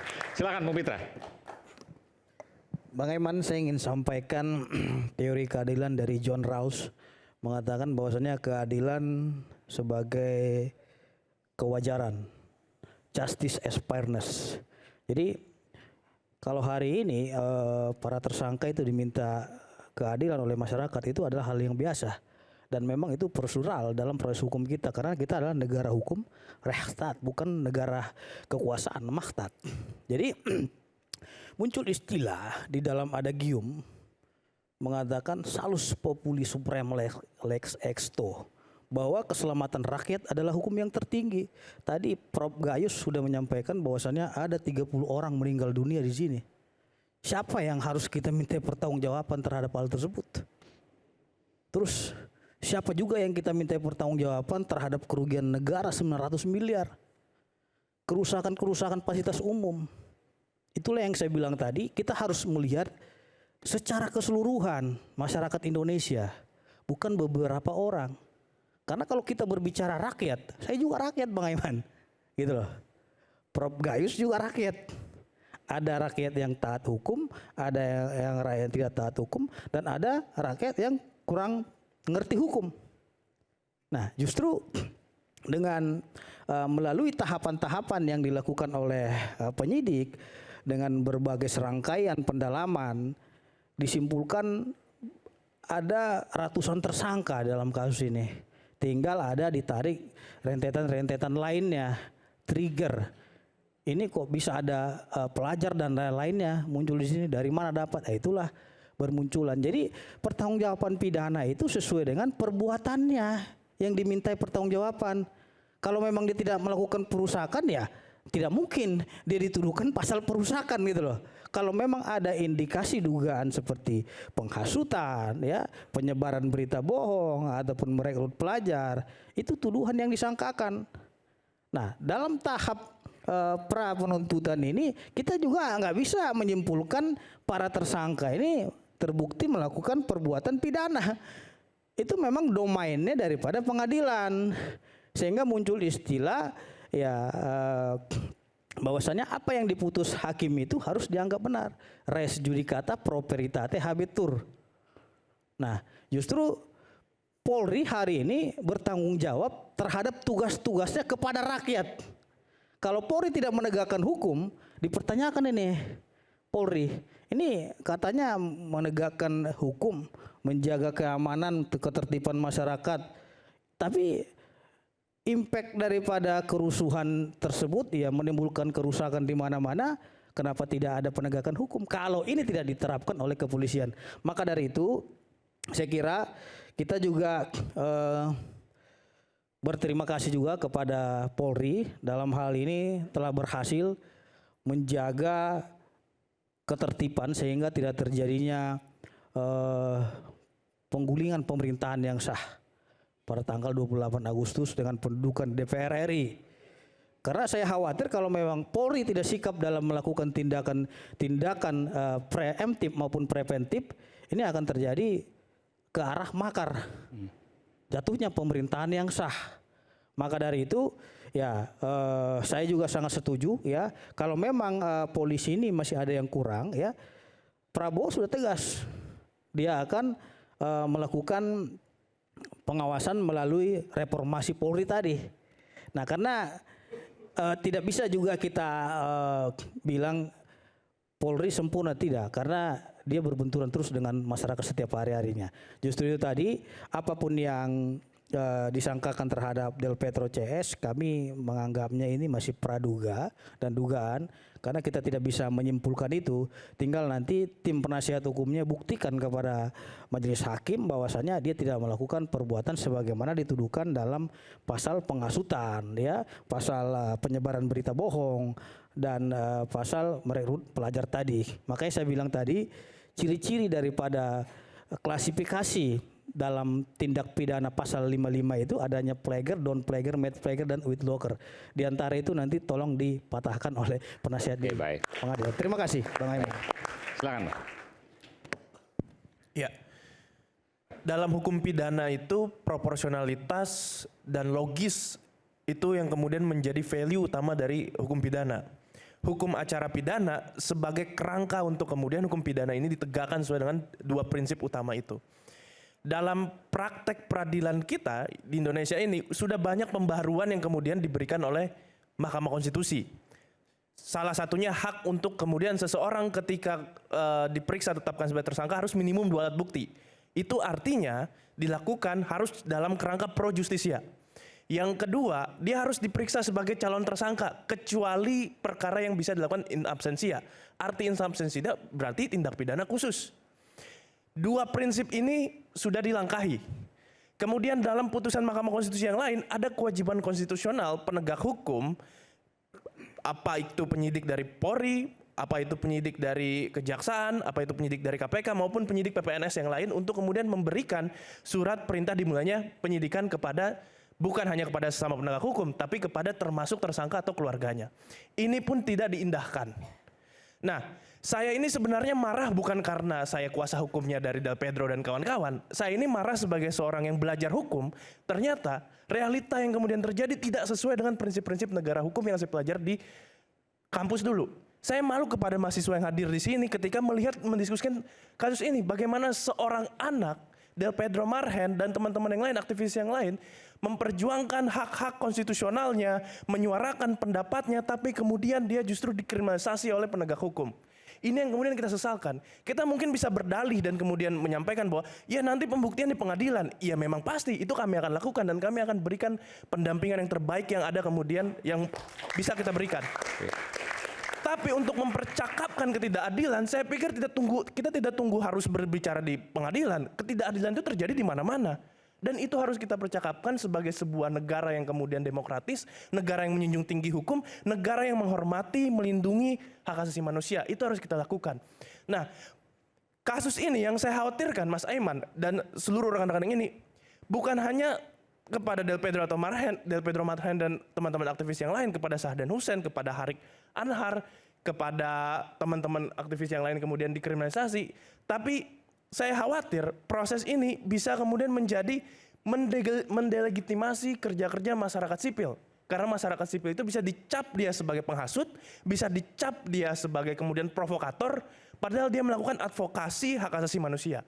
Yang kedua, saya khawatir proses hukum ini bisa menimbulkan chilling effect, efek takut kepada orang-orang yang kemudian ingin berdemonstrasi, ingin menyuarakan pendapatnya, ingin kemudian memprotes kebijakan pemerintah, kebijakan parlemen yang kemudian tidak sejalan dengan kehendak dan kepentingan rakyat. Yang ketiga, ini bisa menjadi ruang abuse of powers kalau kita biarkan. Nah, saya khawatir jangan-jangan hari ini Del Pedro Marhen, jangan-jangan ke depan bisa Aiman Wicaksono, ke depan bisa Profesor Gayus Lumbun, ke depan bisa Pitra Romadhoni, ke depan bisa Mas Sugeng, ke depan bisa Bang Ubedil, ke depan bisa saya Maruf Bajamal, dan ke depan bisa Asminawati. Oleh karena itu, kita harus menyuarakan ini, kita harus terus menyuarakan ketidakadilan ini tanpa perlu menunggu di pengadilan. Dan saya mengapresiasi acara ini, terima kasih. Baik, terima kasih. Bang Sugeng, silakan. Bisa sewaktu-waktu Bang Sugeng. Iya. Kita pernah juga sebenarnya sih. Saya mendesak ya Presiden sungguh-sungguh mau mengungkap kasus ini. Karena Del Pedro dan juga yang merusak, memang dia sedang melempar ketahuan segala macam. Mungkin saja dia diminta pertanggungjawaban hukumnya.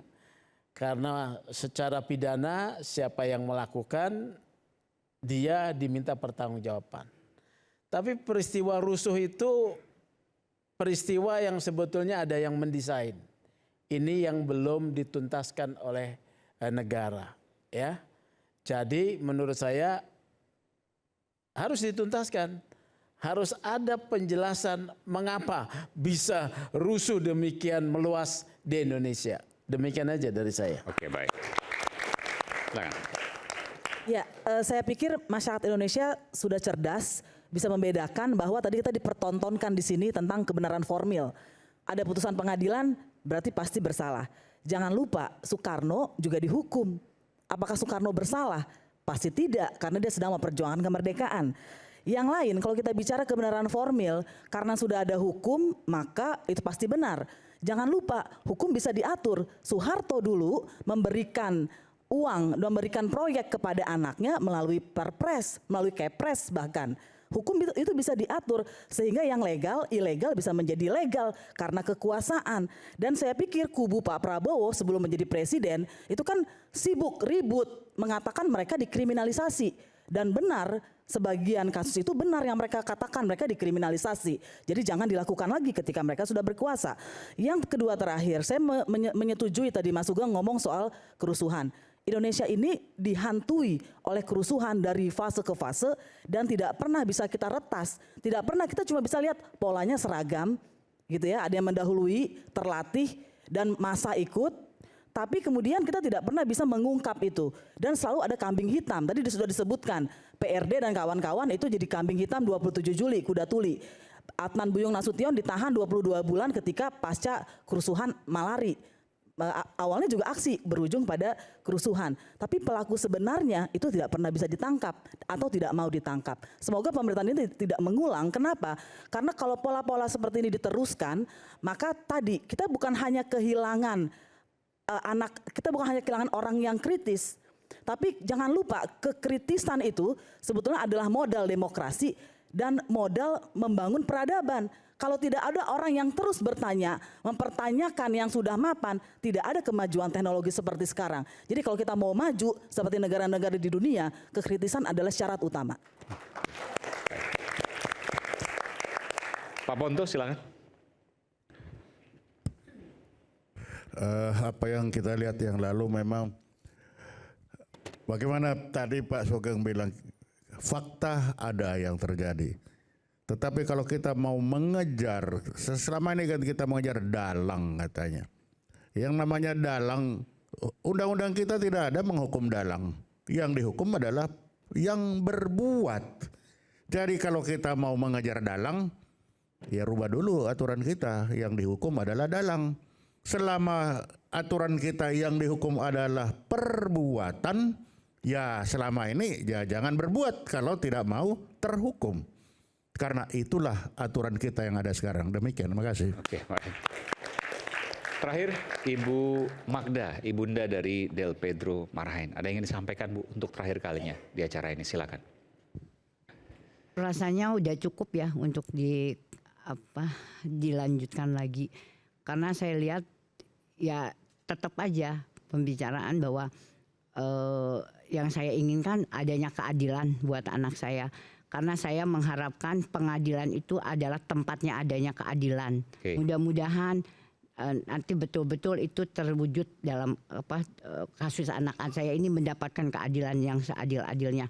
Kan jangan pengadilan menjadikan lebih dekat lagi, Bu. Iya, jangan pengadilan menjadikan tempat tidak adanya keadilan. Itu yang saya inginkan. Gitu. Ibu harap betul bahwa pengadilan nanti ya mengadilkan para aktivis termasuk putra Ibu Del Pedro. Nah, kalau jadi tadi ajang untuk pengujian dan menghasilkan sebuah keadilan. Betul. Tadi kalau Pak Petra kan lebih kepada ke Polri-nya daripada ke masyarakatnya. Baik, ya. Anda mau tambahkan sedikit, Pak Pitra? Pak Pitra lebih kepada polisinya dibanding masyarakatnya katanya. Mungkin Anda mau jawab? Ya. Jadi begini, Bu, bukan masalah polisi dan masyarakatnya. Saya kira saya hadir di sini sebagai penegak hukum dan praktisi hukum, tata laksa penegak hukum. Jadi kalau dibilang polisi salah, itu memang tugas mereka untuk menegakkan hukum. Jadi saya berbicara sesuai dengan ketentuan hukum sebagaimana diatur dalam Undang-Undang Nomor 2 Tahun 2002 tadi tentang kepolisian. Jadi kalau dibilang membela polisi, yes, kalau benar sesuai dengan tugas kita bela. Kalau salah ya kita katakan salah. Sampai sekarang kan sudah dilakukan pra-peradilan, tidak ada kesalahan prosedural yang dilakukan oleh kepolisian. Kalau memang polisi salah hari ini melakukan, mohon maaf, penyelidikan dan penyidikan kepada anak ibu, tentu ya melalui putusan pra-peradilan dikabulkan permohonan pra-peradilan daripada anak ibu.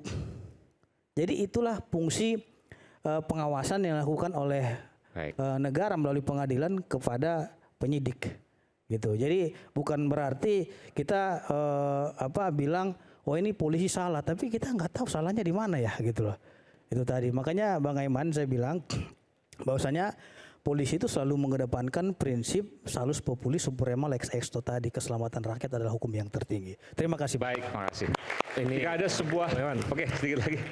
Jadi polisi itu betul dia penegak hukum. Karena itu dia mesti taat pada prinsip-prinsip negara hukum. Prosedur yang benar, negara hukum seperti apa dan seterusnya. Jadi menurut saya jangan itu menjadi satu argumen. Yang tidak taatnya yang mana? Misalnya bahwa di dalam kasus ini yang tidak taatnya di antara proses penegakan hukum itu dengan ciri misalnya menjunjung tinggi hak asasi manusia. Yang mana yang tidak dijunjung? Proses tadi memanggil anak-anak yang tidak didampingi tidak ada SPDP, itu, Bang, tidak ada SPDP. Itu adalah bukti.